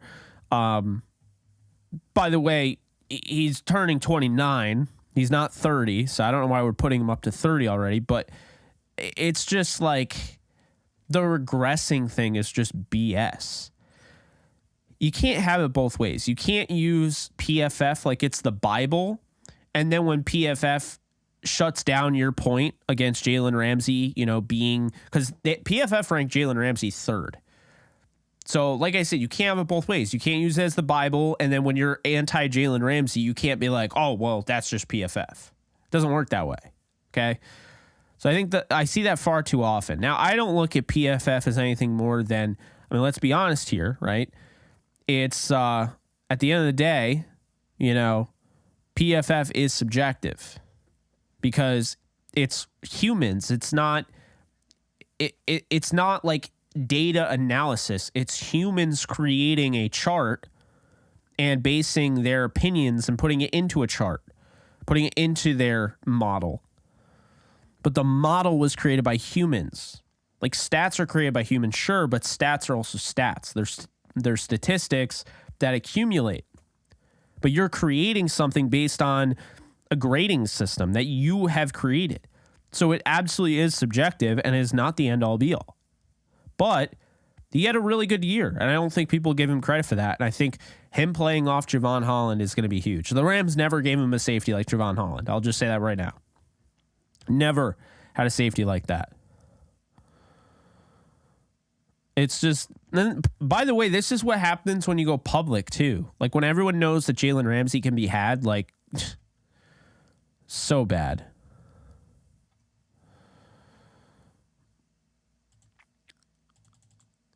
Like I said, your opinion, I'm not hating on you for it.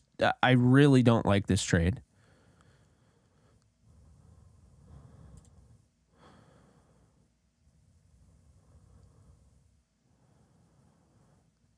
I really don't.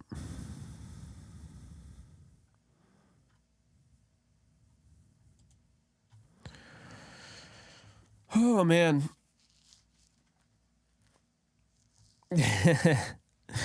Yeah, need a big season out of AD at this point.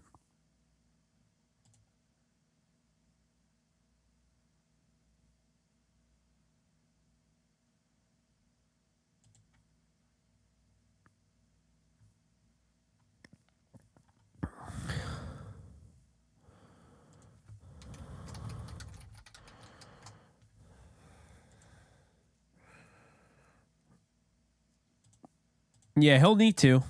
They're going to need all hands on deck.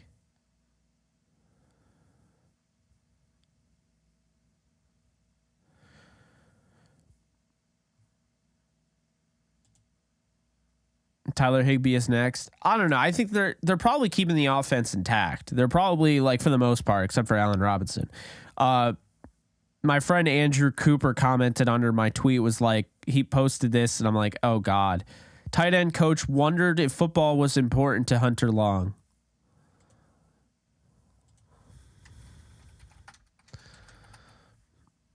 That's just what you want to see.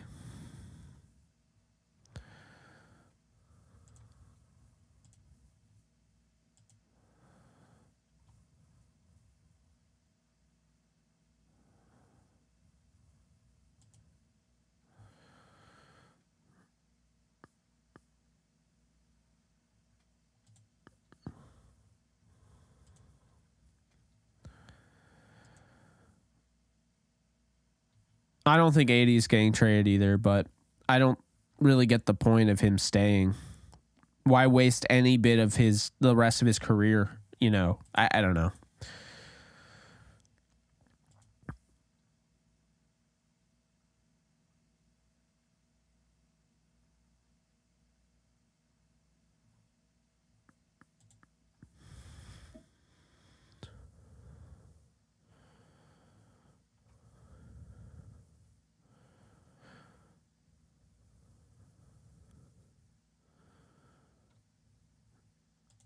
I'm behind on the stream, but I've been with you from 2018. I just don't type a lot, but I watch every video. Love you, Jake. Love you too, Exile. I've seen you on here, so I really appreciate it. Appreciate all the support you guys give me, and it is really fun doing this. I mean, it is my life now. It is my career, and we'll see how far this takes me, where it will take me, but I don't plan on stopping anytime soon. That's for damn sure. 80 for a 6th rounder. Oh, man.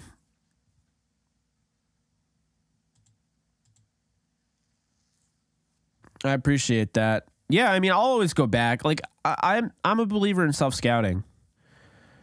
You know, I'm a believer in that, and I've gone back and I've said, like, Josh Allen to me was not a quarterback that I thought would be really good, and I've admitted to that. Now I have my wins, and I will, I'll remind people, because you'll get people like right now. I'm really high on Anthony Richardson out of Florida, and people are swearing to me up and down because they saw highlights or they watched one game that this guy is a bust. And I was like, well, I watched all of his games this year in college, in all 22, right? So I watched the film, and I really like him. And they're like, all right, well, you said that Josh Allen wasn't good and Deshaun Watson wasn't good. And I was like, well, I didn't say they weren't good.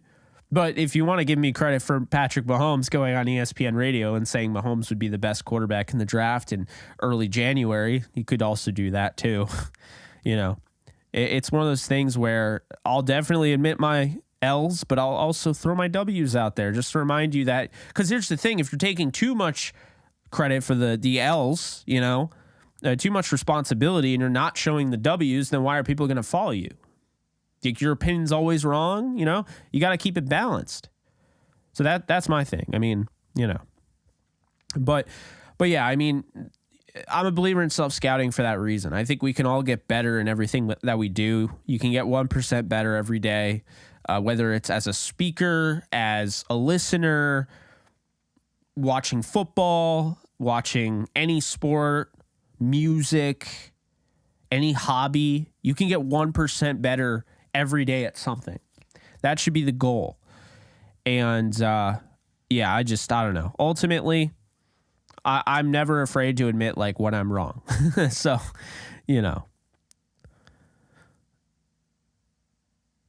So I've done this before, and it's like, really, I got to figure it out. I might have to get like my own like device or something, or have people call in on like a certain number on my phone and then just like hold the speaker up, because I've done it before, and like it gets complicated. Like, I don't know what it is, but like my audio, it like cuts out at times. There's like not a great way to do it. The software that's come out, it's good, but it's not like fail-proof, so to speak.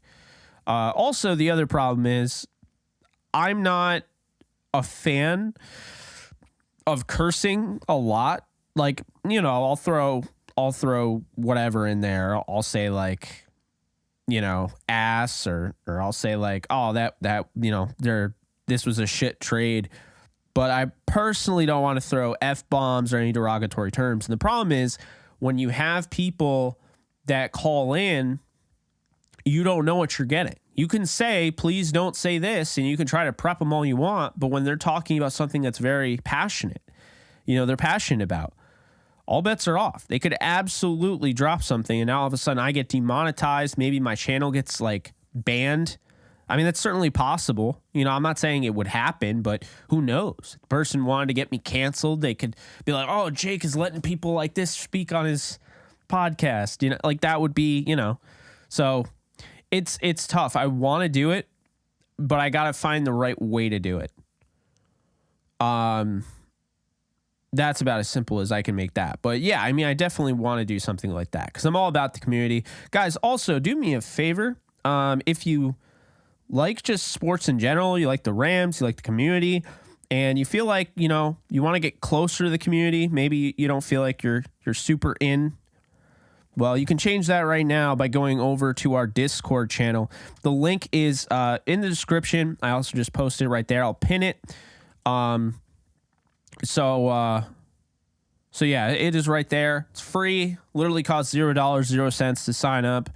And just hit that link. Feel free to join. It's just nonstop talk about sports, mainly Rams, because there are a lot of Rams fans in there. So you're more than welcome to join. It's a free Discord. We have 450 members or so. Like I said, anyone is welcome to join at any point. And the more the merrier. Am I right? I mean, come on. And when you're in there, keep this in mind. You'll have access to when I go live and things like that. So you'll get like, whatever, notifications and such. And I might even throw some stuff in there that, so W.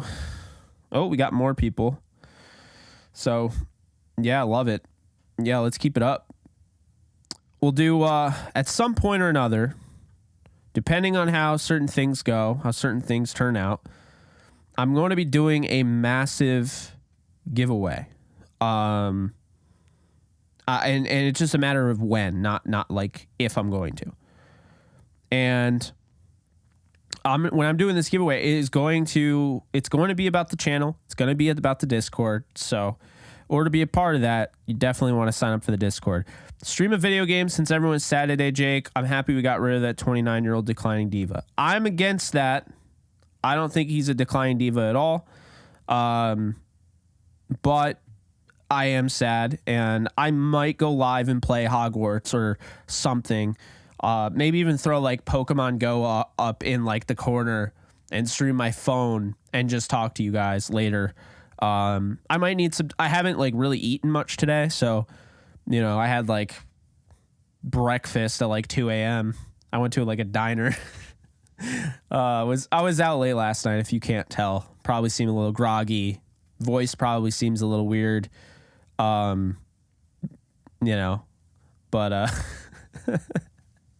have some soup. Yeah. Probably soup. Yeah, tea, something like that. Oh, forgot to tell you guys because, I always do this, right? So anyway, I am a believer that I need to be transparent with my audience and let people know. And I actually have signed another sponsorship deal for the channel. And I'm very, very, very, very excited. It's going to be something that I think all of us could do. Basically, not getting too much into it because I do have to wait until I actually get the product and try it, right? Because I'm not going to push this on you guys like crazy if I try it and I don't like it, right? But I did just sign a deal with this product. I'm getting it. No, not Manscaped. we don't do Manscaped anymore. They stopped playing.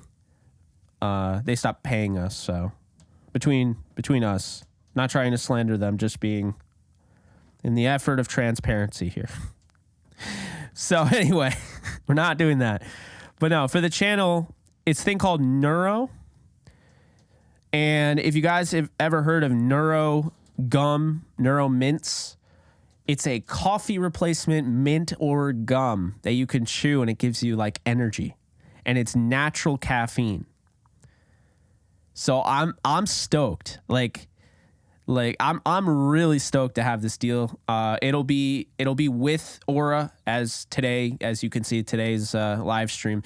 Aura and Mint, of course. I have both of those sponsors for the channel as well. So Aura, fantastic. Aura is awesome because like just the other day I had a random, I think somebody like, not trying to freak anybody out, but I'm almost positive someone was literally trying to start like a new credit card. Like they were trying to open a credit card or open some like loan, like with my name. And Aura blocked it because I had Aura credit lock on and it literally freaking blocked it. So Aura's awesome. I highly recommend it. Like you definitely should check it out. It's in the comments section below. You never know. You never know. You always got to be careful on that, because you don't know who has your account. You can start a 14-day free trial, by using my sponsor. The link is in the description. I'll put the link in the comments section as well if you're interested. But, yeah, that was a little scary. I'm not going to lie. And I'm glad I had Aura and they had my back because that was some BS right there. Trying to open up a credit card account in my name. Because I definitely didn't do that. I can tell you that right now. Definitely did not do that. and they block that. And the other one is if you want to, save some money and switch to a new phone service, Mint Mobile, have them also as a sponsor. And now we'll have Neuro. So, yeah, Aura was saving my life. So definitely glad I can have them as a sponsor and I can, sign off on them. I'm going to turn it on right now. It looks like Kyle Sloter, my guy Kyle Sloter, starting for the Arlington Renegades, taking on the St. Louis Battlehawks. Anyone watching XFL right now? I'm putting it on in the background, putting it on right here. But, yeah.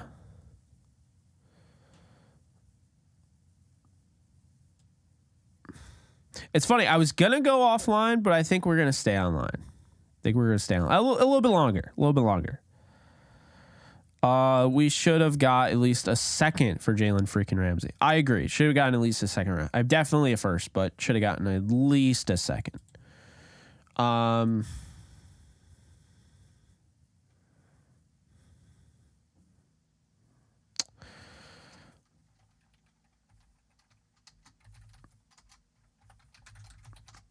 Yeah, Alexis just was texting me. She's like, it's on right now and Sloter's playing. 3rd and 6. Oh my God. Edward Jones Dome is absolutely packed.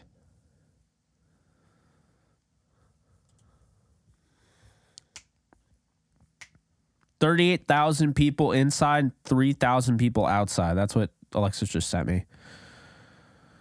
That's crazy. It's absolutely crazy.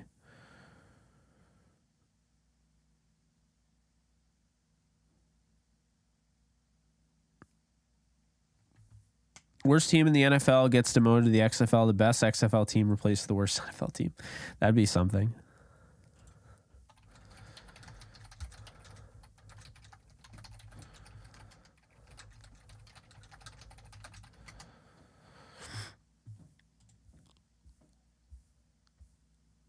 Oh, Pokemon Go account number? All right, 1 second.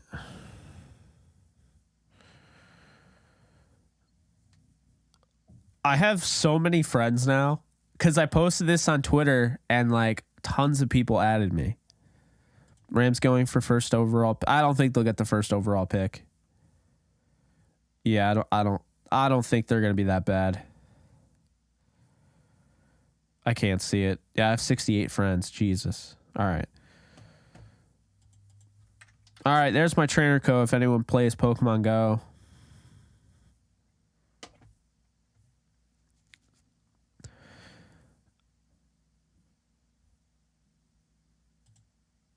Is that a question? Lakers of the Academy Awards? I could care less about the award shows. Definitely watching the Lakers Knicks. Come on, Sloter. I didn't get the first. They might go for it though. It's like 4th and 1.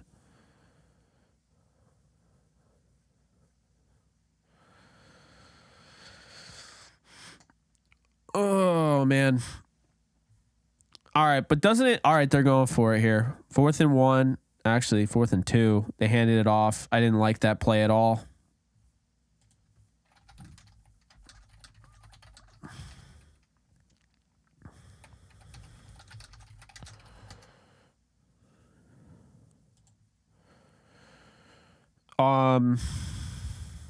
I just got your friend request. I'm adding you, Bowser. Done. Awesome.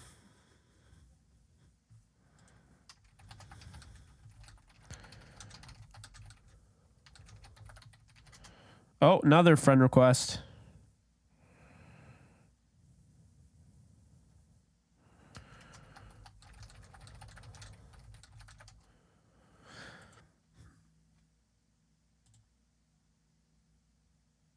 Well, that was the only bright side I was saying. I was like, Ramsey, at least he's going to the AFC, but that's the only like bright side about this whole thing. I still hate this trade.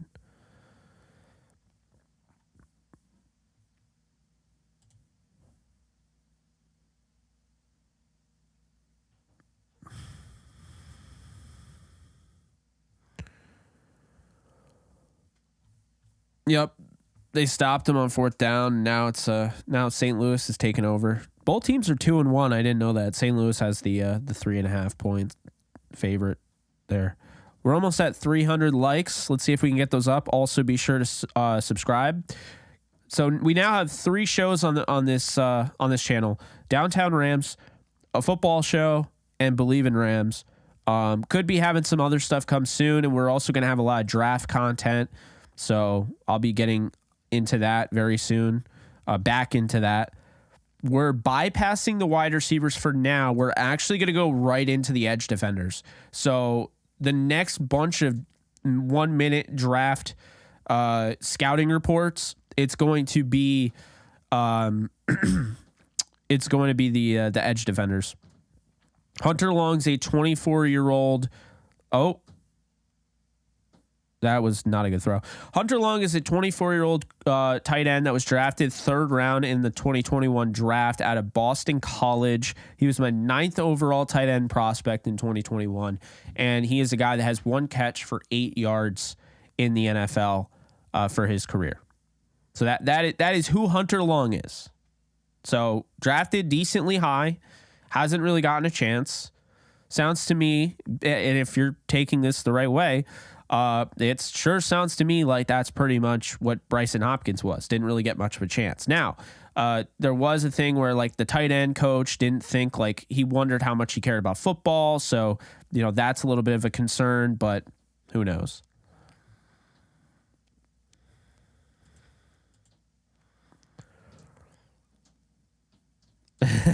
It absolutely would have. I would have been insane. Like honestly, like I would have been talking so much about all these prospects they could have drafted in the first round, but now it's like, I don't know, man. I don't know. Just terrible trade. I gotta say, you guys know I was critical of Cam Akers last year, but Cam Akers was one of the best running backs in the NFL at the end of the year. So, like, it's not just you, dog. I'm not just calling you out, but like, there are a lot of people that are like, hey, we need this running back, or we need, this guy. We need Bijan Robinson. We need Dameon Pierce. We need Jonathan Taylor. Why do we need any running back? I mean, I think Cam Akers deserves a shot to be the RB1, and Kyron deserves a shot to be RB2. You draft a running back in the draft mid-rounds, whether that ends up being, somebody like Keaton Mitchell, or if you can, oh my God, if you can get Deuce Vaughn, would love it. Or you get like a Sean Tucker. But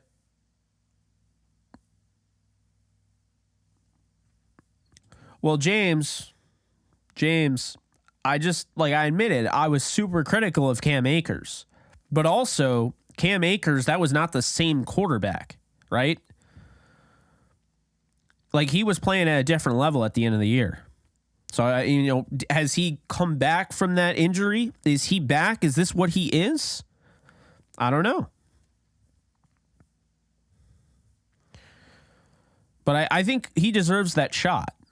To end the season the way he did, he deserves that shot.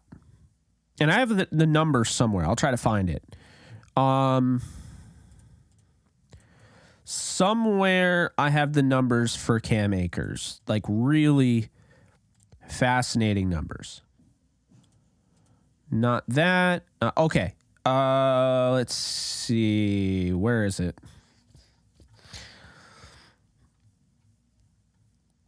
So Cam Akers, last 6 games, he had 6 touchdowns, 512 yards on only 104 carries, and he averaged 4.9 yards per carry.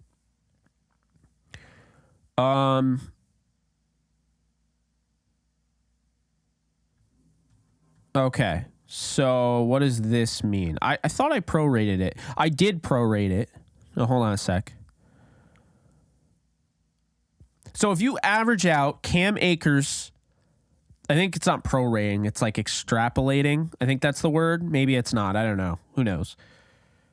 But if you take Cam Akers' 6-week sample size, the end of the year, the last 6 weeks of the year, he has 295 carries over 17 games. He has 295 carries, 1,451 yards, and 17 rushing touchdowns. That would be one of the best running backs in the NFL. To me, he deserves another shot. You want to draft a running back, fine, but I don't think they need to spend top dollar on a starting running back. I don't think they need to go crazy for a starting running back. I don't. Oh, another friend request. I'm getting friend requests out the wazoo on Pokemon Go.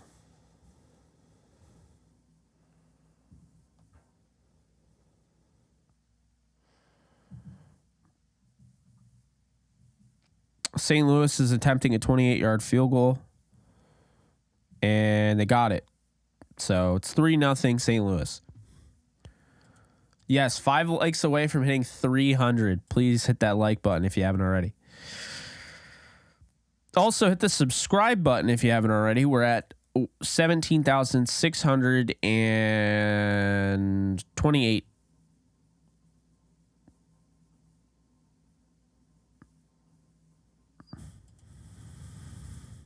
I agree. I think they draft the running back mid-rounds. I'm okay with it. They draft the quarterback. I'm okay with it. I don't think they have to draft the tight end until later on, right? Let's see. I don't think you're going to get a good price for Lowan, and I don't know if I would. I would probably just go after George Fant personally, but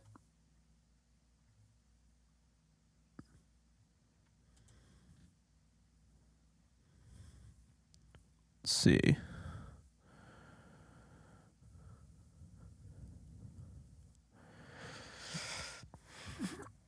And by the way, if the Rams just happen to turn into an ungodly good team after all this, then and they make us all look like clowns, I'll admit I was one of the people on the other side of that. I will.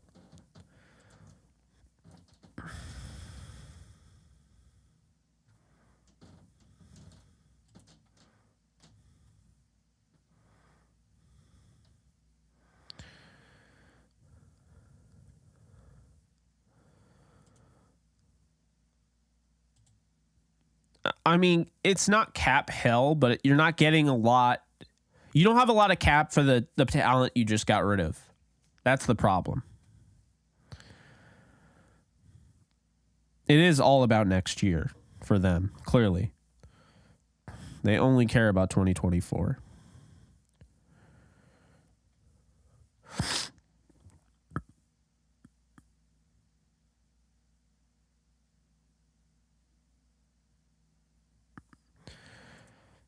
I mean, it was good run blocking, but he also just didn't look like the same back that was like hesitating earlier in the year and all that. $3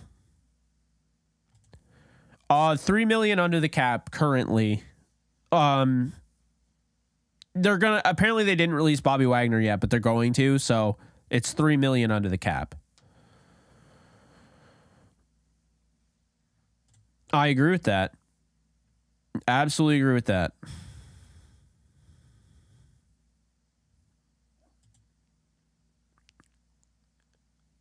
I mean, the only positives are the fact that they got a third, which, I mean, obviously they should have gotten picks, but they got a third and they got a young tight end. But I mean, it's just, I don't know. It's just not great.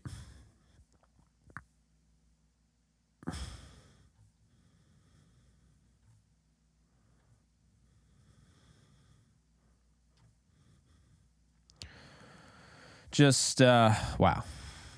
I still can't believe they did this.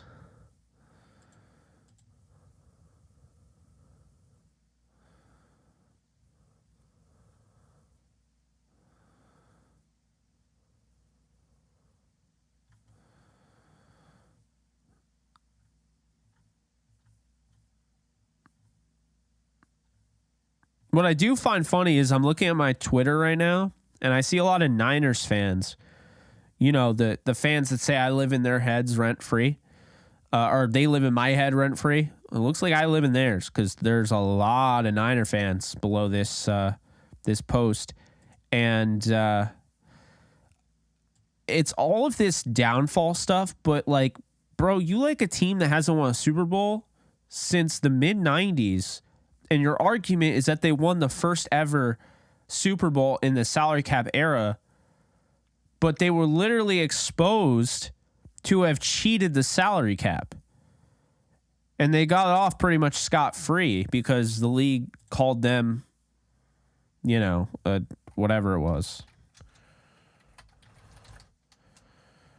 The 49ers have all sorts of cheating scandals. If you guys didn't know this, by the way, they have the salary cap gate in 2000, which was incredibly severe. It was the whole league was a victim. It was a serious infraction, but they only lost $300,000 and 2 draft choices in the fifth rounder, and then a third round selection in 2002.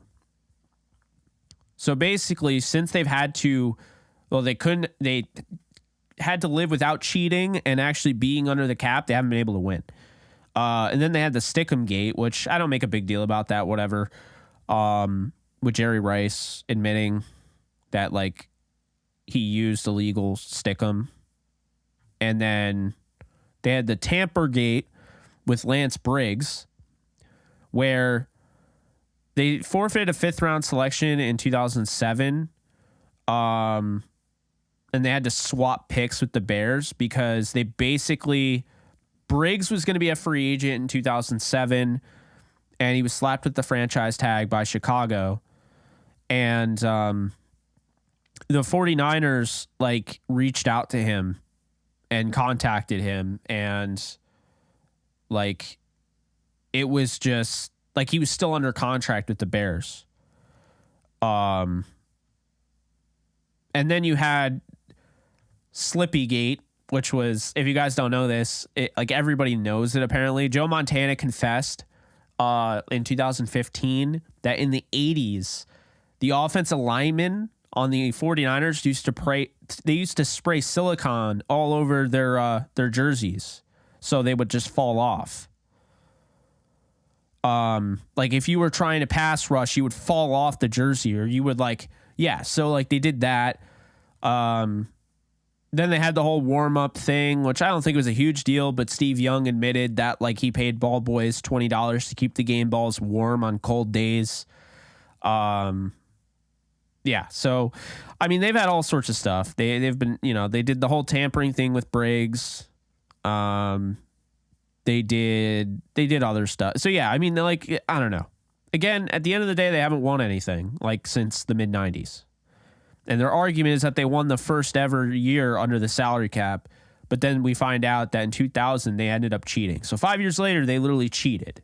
5 years later, we find out that they cheated. So yeah, I don't know why they talk so much. That's kind of an embarrassment. If the Rams, if I knew that they cheated that much, that would be disappointing. The Rams really haven't cheated. The cheating that the Rams did, I think it was headset gate, which everybody in the league was doing. So, it's one of those things where it's whatever. But yeah, it just goes back to what I was saying. It's really, it's funny. It's funny to me, going on Twitter and seeing all of my posts super interacted with. And there's a ton of people that are there's a ton of Rams fans, but there's a ton of 49er fans. I don't remember saying anything about the 49ers. I don't think the Rams traded Jalen Ramsey to the 49ers. Maybe I'm mistaken, but I don't believe that's where they traded him. And yet they're always under every post. And then they'll say, when I tweet something about them, then they say that they live rent free in my head. And I'm like, well, I don't understand what you're talking about. The only thing more embarrassing than this trade is the way the 49ers fans act on a daily basis. Okay, Albert Breer, some more background on the Rams end of this. Rams clear cap, cash, something had to give. This is it. Return for LA limited by team scared off on contract asks of a 29-year-old quarterback. Had it not been a team Ramsey was excited by, ask might have been bigger. So basically, Rams like tight end Hunter Long coming out. Third rounder gives LA another way to bring affordable talent on. Rams like their young cornerbacks in Kobe Durant. Darian Kendrick and Robert Rochelle. Dolphins get a versatile piece that fits Fangio's defense. Rams had 5 suitors. So that is what Albert Breer is reporting according to the Jalen Ramsey trade. So, and by the way, I have no issue with Niners fans as a whole.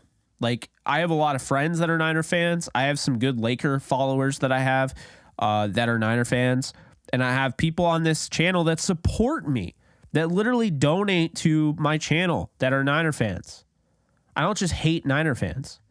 I don't like Niner fans that are constantly annoying. Like, it's just like laughable. Like, dude, the comment section are funny though. Like, Rams fans are like, can we start a support group? Oh man.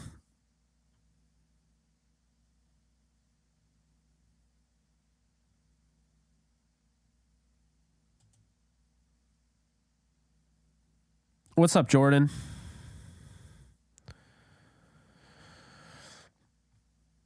Appreciate you guys still being here.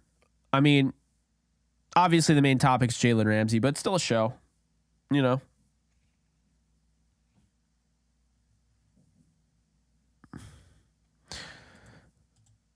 I know Jalen Ramsey has the same amount of rings as the Niners have since '96. Just Jalen Ramsey. And if you want to be really funny, Garrett Gilbert has more Super Bowl rings than the 49ers do since 1996.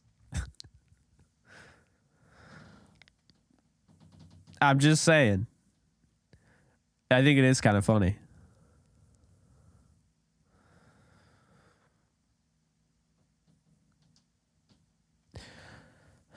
It's weird, Rams tapes, and this is a great question because it almost seems to me like they really like their corners, and that means that they probably will be looking at a corner late in the draft if that's the case, maybe middle round. Second round pick is going to be an edge. It's going to be an edge. I think that's where they're going. I thought it would be tight end. Then they got Hunter Long. They really like Hunter Long apparently in the draft, so it's a guy that they really, they wanted to get a talented piece.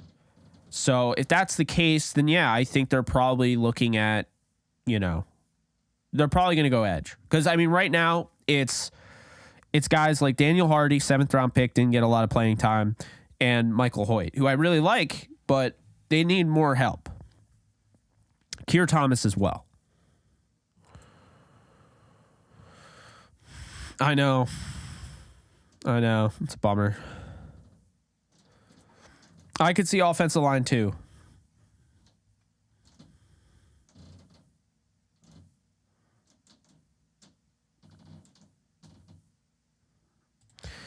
Is it a bad deal if we trade Jalen, get a third, and sign a good free agent?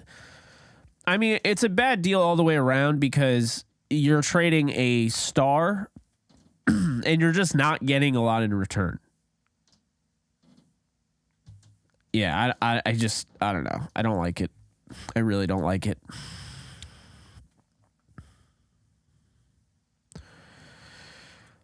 My guess right now, I think they trade down. I don't know how far they trade down, but I think they trade down because I think you want to get your picks and all of that. So I do think they trade down. I do. Jake, question: do you think the regular season starts? Do you think the Rams will have regressed or improved? They're definitely going to be regressed in a sense because you talk about 3 of the 5 guys that played all 17 games that you played last year being gone. They're definitely going to regress a little bit in talent. Are they going to be better? I mean, I think they win more than 5 games, but I don't think that necessarily means they're a more talented team. Very true, Darren.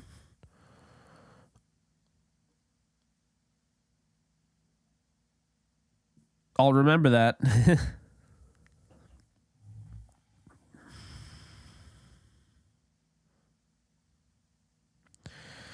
Yeah, that's a bummer. And my cousin Adam is a Steelers fan, and you know, I wanted Ramsey to go to a team that I could. I don't have anything against the Dolphins, but I'm not going to be rooting for a team that's like rivals with the Jets. So you know, not happening. I could see that. Ramsey in NBA terms. Oh man, you know, it's funny. I actually thought about making a channel about explaining everything in like NFL terms or NBA terms or whatever. Maybe I should, maybe I shouldn't. I don't know. But I don't know what I would call it. But anyway, explain Ramsey in NBA terms. The player or the trade? I gotta think about this one. If it's a trade, I'll just do a trade. Okay, so the Ramsey trade. I'm trying to think. Jalen Ramsey best at his position. You got 5 players that are best at their position in the NBA. So the best point guard in the NBA, who would that be? Who would you say is the best point guard in the NBA? Ja Morant? Maybe. Shooting guard? I don't know. Like, I don't know. I feel like I'm blanking on the entire. Oh, you got to catch that.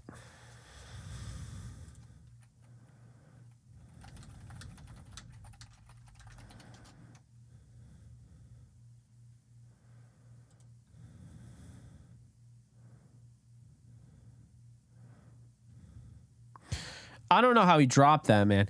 Yeah, I'm still trying to. All right, let's see. This is if. How about this? How old's Anthony Davis?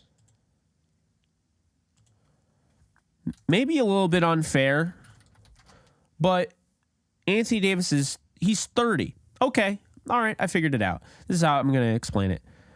It's like the Lakers trading Anthony Davis for a second round pick and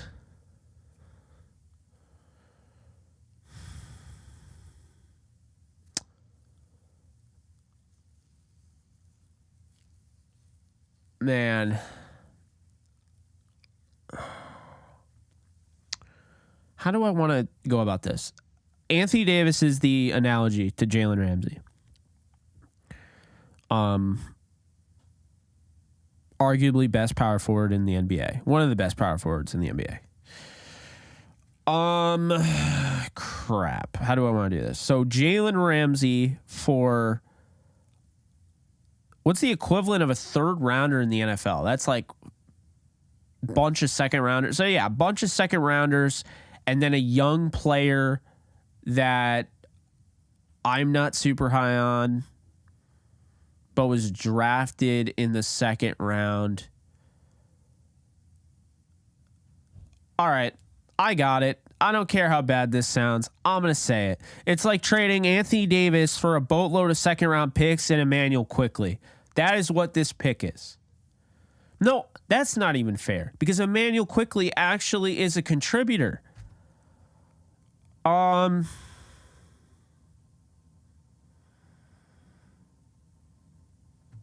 gotta look up the draft. I like the drafts escape me. They kind of NBA second round. Okay, 2021 NBA second round. We'll do that. We'll look at the NBA draft in the 2021. We'll look in the second round. Where are we at? Okay. All right. Let's see. So it's like trading Anthony Davis for a boatload of second round picks and getting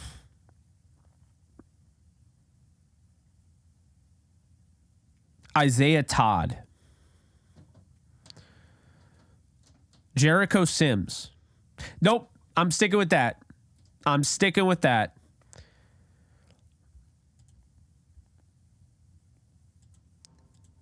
All right.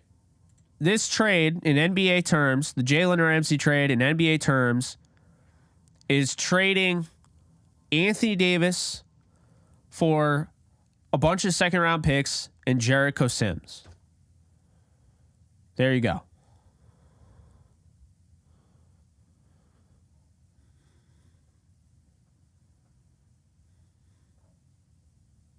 Yeah, let's assume Anthony. Let's assume the Lakers AD is an injury prone. Yeah, my God, Kevin Knox. Yeah, that could also work too. But I was thinking more in terms of a guy in the 2021 draft. Yeah. Yep. It's horrible.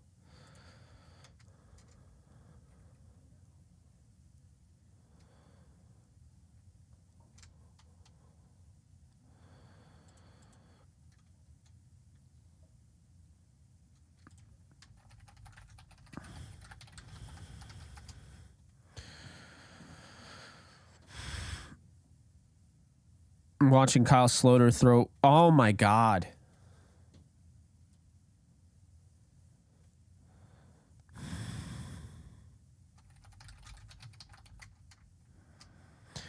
I'm watching Kyle Sloter hit these guys in the hands and just dropping every fucking ball. I just said the F word. I've never cursed. I've never dropped the F bomb on here, and I literally can't stand watching this.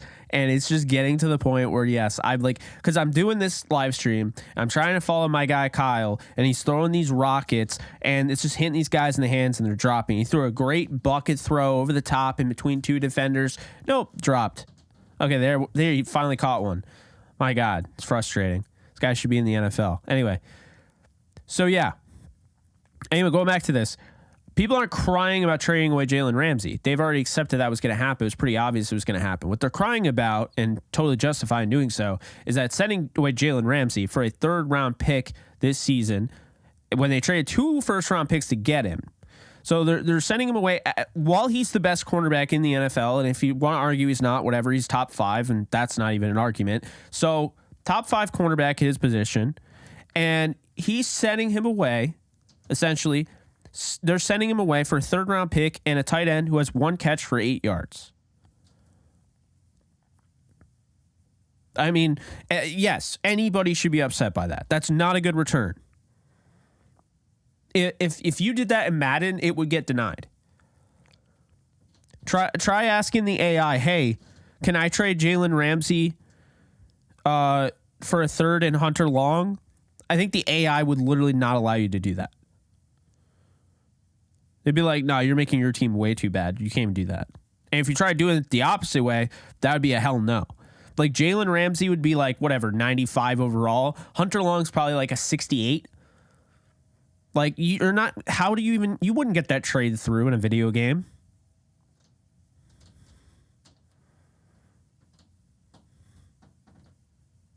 And if David Stern was alive today and he was the commissioner of the NFL, he would absolutely veto that trade, because that trade is absolute dog water.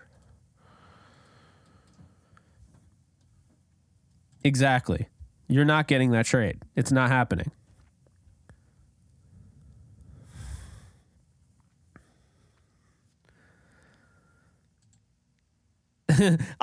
That's the thing. I never do that. So like, I was actually getting that frustrated. It was just built up frustration since I hadn't commented on it.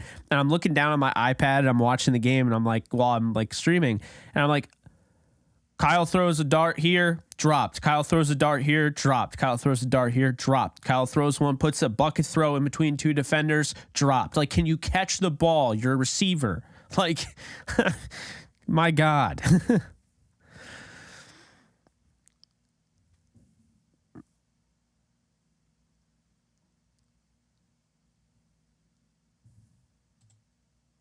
Yeah, I don't know. Their trade logic's weird, but yeah, they wouldn't let you trade that. Ramsey trade was awful.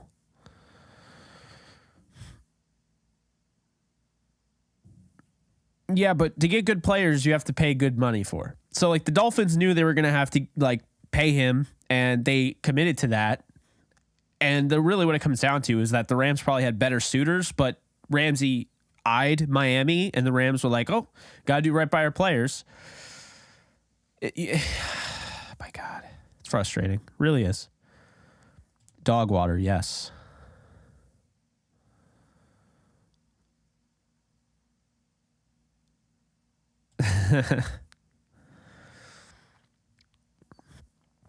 It's a terrible trade. For a tight end, though, that's typically like pretty solid. Tight ends don't really do that well in college. I mean, look at George Kittle's tight end numbers at Iowa. George Kittle never got the ball either. Like, let's look at his college stats. I never put too much stock into stats in college anyway for a prospect, but I really don't put like George Kittle's best year was his last year. He had 22 catches for 314 yards and 4 touchdowns. Like, yeah. Let's look at another one. I mean, Kyle Pitts, I think, had a lot, right? Kyle Pitts had 1,000 yards. No, Kyle Pitts' best year is 770, 12 touchdowns. Hunter Long, what do we have for Hunter Long? Hunter Long, 685 yards, 5 touch. No, that's good production. He got better each year. He left his junior year, so he's still younger. You know, he's only 24 years old. That's good production, I would say. Let's look. TJ Hawkinson. What'd you get out of him in college? Hawkinson's best year, 49 catches, 760 yards, 6 touchdowns. Like, typically 600, that's not bad. I mean, let's look at Kansas's tight end Mason Fairchild this year have 443 yards and 6 touchdowns. Like, you know, it is what it is. Like Noah Fant. Let's look at Noah Fant. What did he do? 519 yards, 7 touchdowns. Rob Gronkowski in college, 672 yards, 10 touchdowns, 47 receptions. He only had 2 years at Arizona. He left his redshirt sophomore year after his redshirt sophomore year. What's another one? Travis Kelce. Let's look what he did at Cincinnati.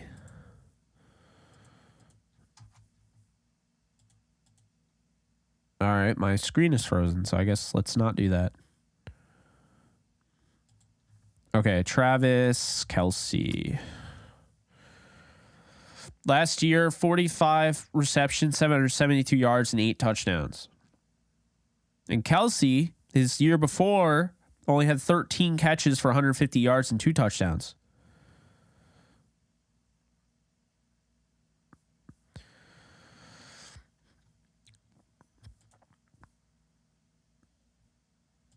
Yeah, so I mean, it's not bad. You know.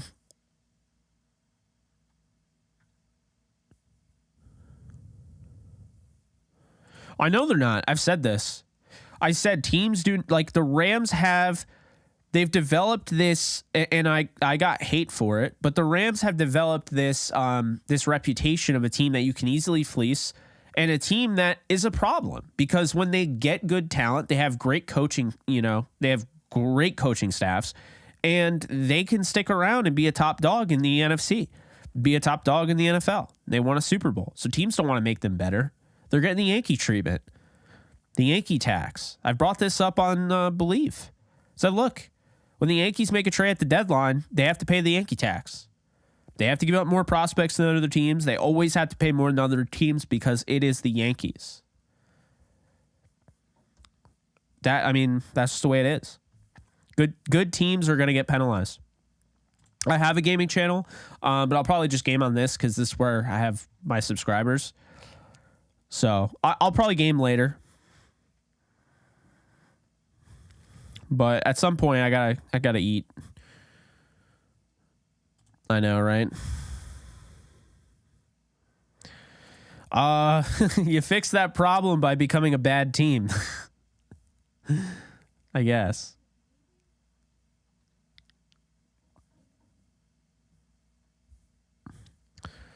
McCarron's going long. Oh my God. It's incomplete. He dropped it.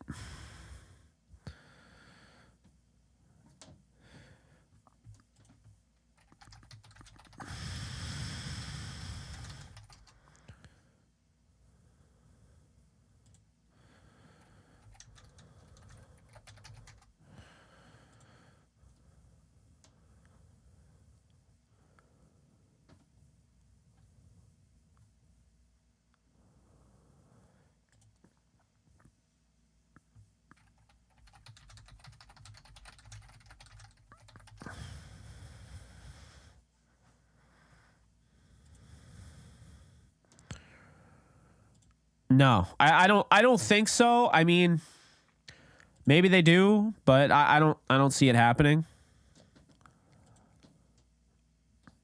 If you could get Brian Burns, that'd be pretty cool, but I don't see that happening.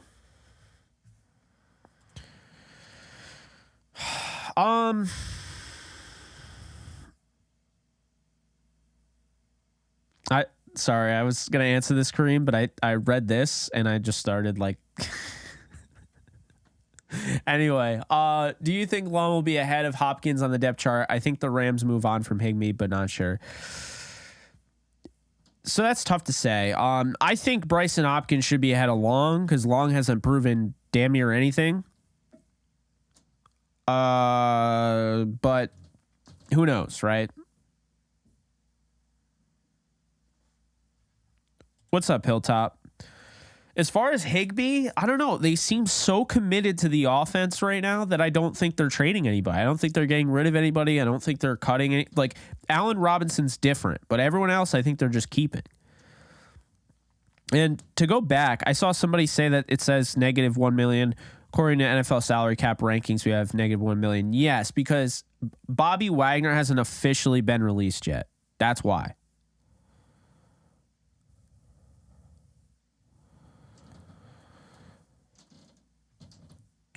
When he's released, they'll have 3 million. Around a little bit over 3 million, but like 3.7 million or something like that.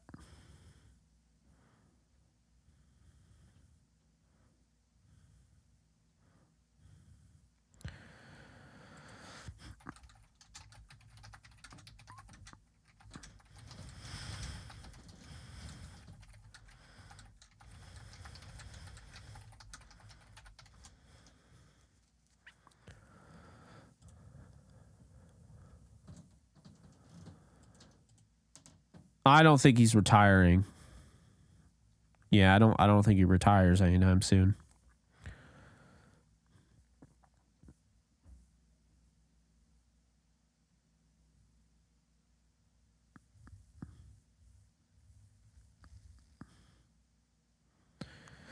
Yeah, we'll see. I mean, will it be a sad year? Will it not? I don't really know. Will it blend?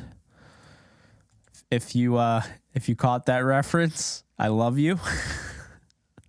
Will it blend? That is the question. All right, come on, Sloter. Ah, oh, damn it.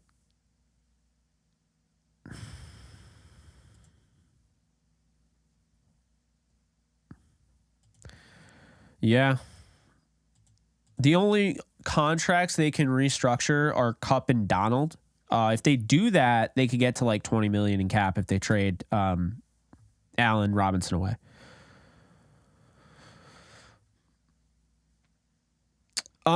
He's prone to getting banged up. Yes. By the way, thank you for the 5, Giovanni. But the thing about Higbee that doesn't get enough talk is that he's not injury prone because like getting hurt is one thing, but awesome, Sloter. Another dropped pass turns into an interception. I hate this team. I really do. Anyway. What was I saying? Oh, yeah. So Higbee, right?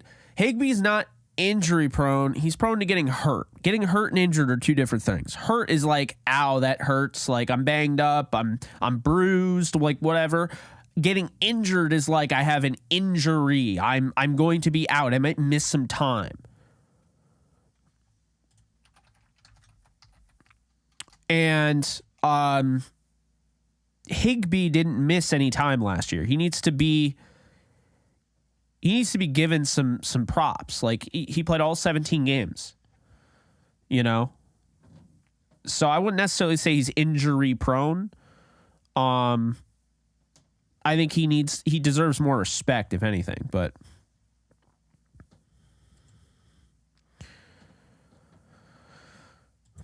Yeah, no, I agree. I mean, even last year, Jerry, 2 years ago when they won the Super Bowl, that offense felt like it wasn't as explosive as it should have been. They won the Super Bowl, yes, but I still feel like that offense should have been more explosive. I want to see them go back to being the number one offense in the league.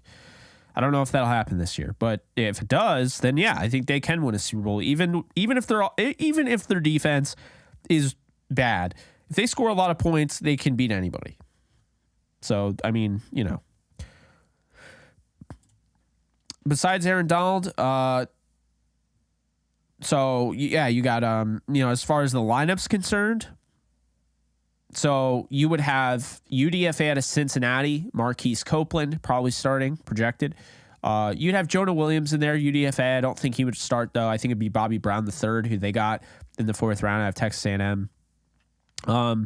And then you'd have the outside linebackers right now, and Daniel Hardy, a 7th rounder, out of Montana State. And then outside linebacker, Michael Hoyt out of Brown. And then you would have Keir Thomas, I believe Florida State, Keir Thomas as a backup. And then you would have Laurel Murchison from NC State, who they got last year as a backup in the trenches. Maybe he would even start. He played really well in limited amount of time. Then the linebacker, right now you're really, really, really light. It would be Ernest Jones out of, I believe, Mississippi State. I don't think he played at Texas A&M. I think it was Mississippi State. So you have Ernest Jones. And then you would have corners, Jacoby Durant out of South Carolina State. You'd have Darion Kendrick out of Georgia. You have Robert Rochelle. And I'm totally blanking on the college he came from. And then Russ Yeast out of Kansas State. Quentin Lake out of the LSU. And then Jordan Fuller you'd have out of Ohio State. It's hard to say because they have 40 guys on their roster, so they don't have a lot of depth. So I mean it's kind of what you would expect, I guess.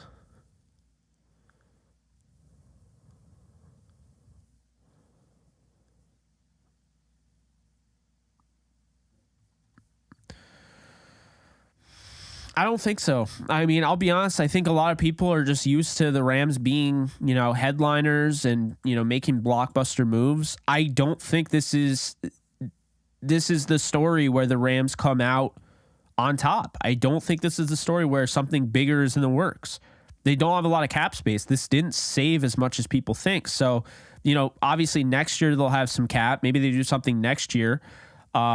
But the Rams didn't get a first rounder, so they don't have any ammo to trade up for number one. They don't have any ammo to trade up and get a quarterback. And they got fleeced. I mean, let's just be honest. They just got absolutely fleeced. So, it's frustrating. The captains, Jones definitely a bit of captain, probably Donald. So got Stafford, Jones, Donald, Cooper Kupp, Rob Havenstein, or Tyler Higbee, one of them, I'd probably say. Those will probably be the captains. I'd imagine. If there's another one, then on the defense, it'd probably be Jordan Fuller. Higbee is still solid. I thought Higbee was having a really good year before he got hurt. Again, not injured because he played every game, but he did get hurt and he played through it. I don't think Riley Dixon is back. Les Snead has a plan. I mean, I'm sure the Rams have a plan. They're not just doing this aimlessly, but still, I'm just not a huge fan of it.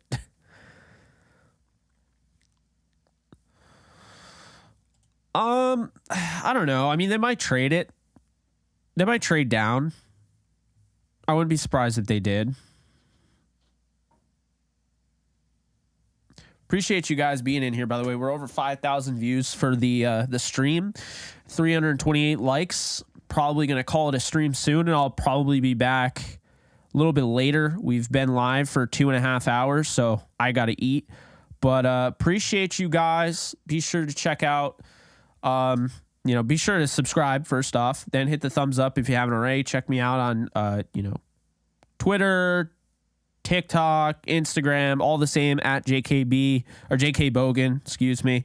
And then if you missed earlier and you missed the fact that Aura literally blocked somebody from taking a credit card account in my name, you should probably check out Aura and sign up for a 14-day free trial today to see if anybody's trying to use your information online that you don't want. So that's going to do it for me. Appreciate you guys. I'll see you guys soon. Later tonight, probably. I'll go live again in some capacity, whether it's gaming or something, just to stay with the community. It's going to be a tough day, so that's how we'll get through it. But appreciate you guys, and I'll see you guys soon.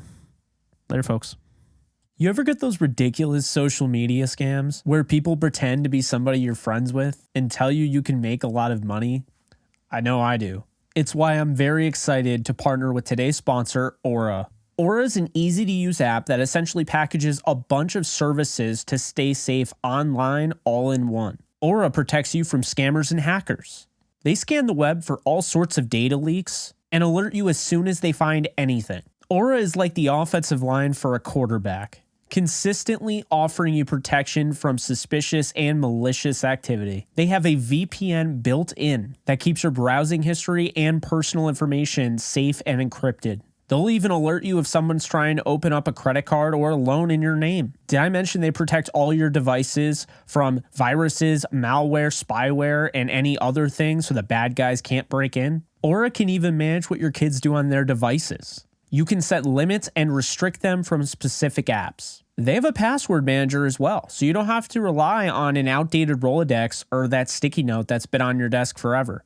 There are apps that do all of these things, but there isn't one that tackles everything the way Aura does, which is why I say Aura is a 5-man offensive line and you're the quarterback. So head on over to aura.com/JKB. You can find it in the description and start your free trial today.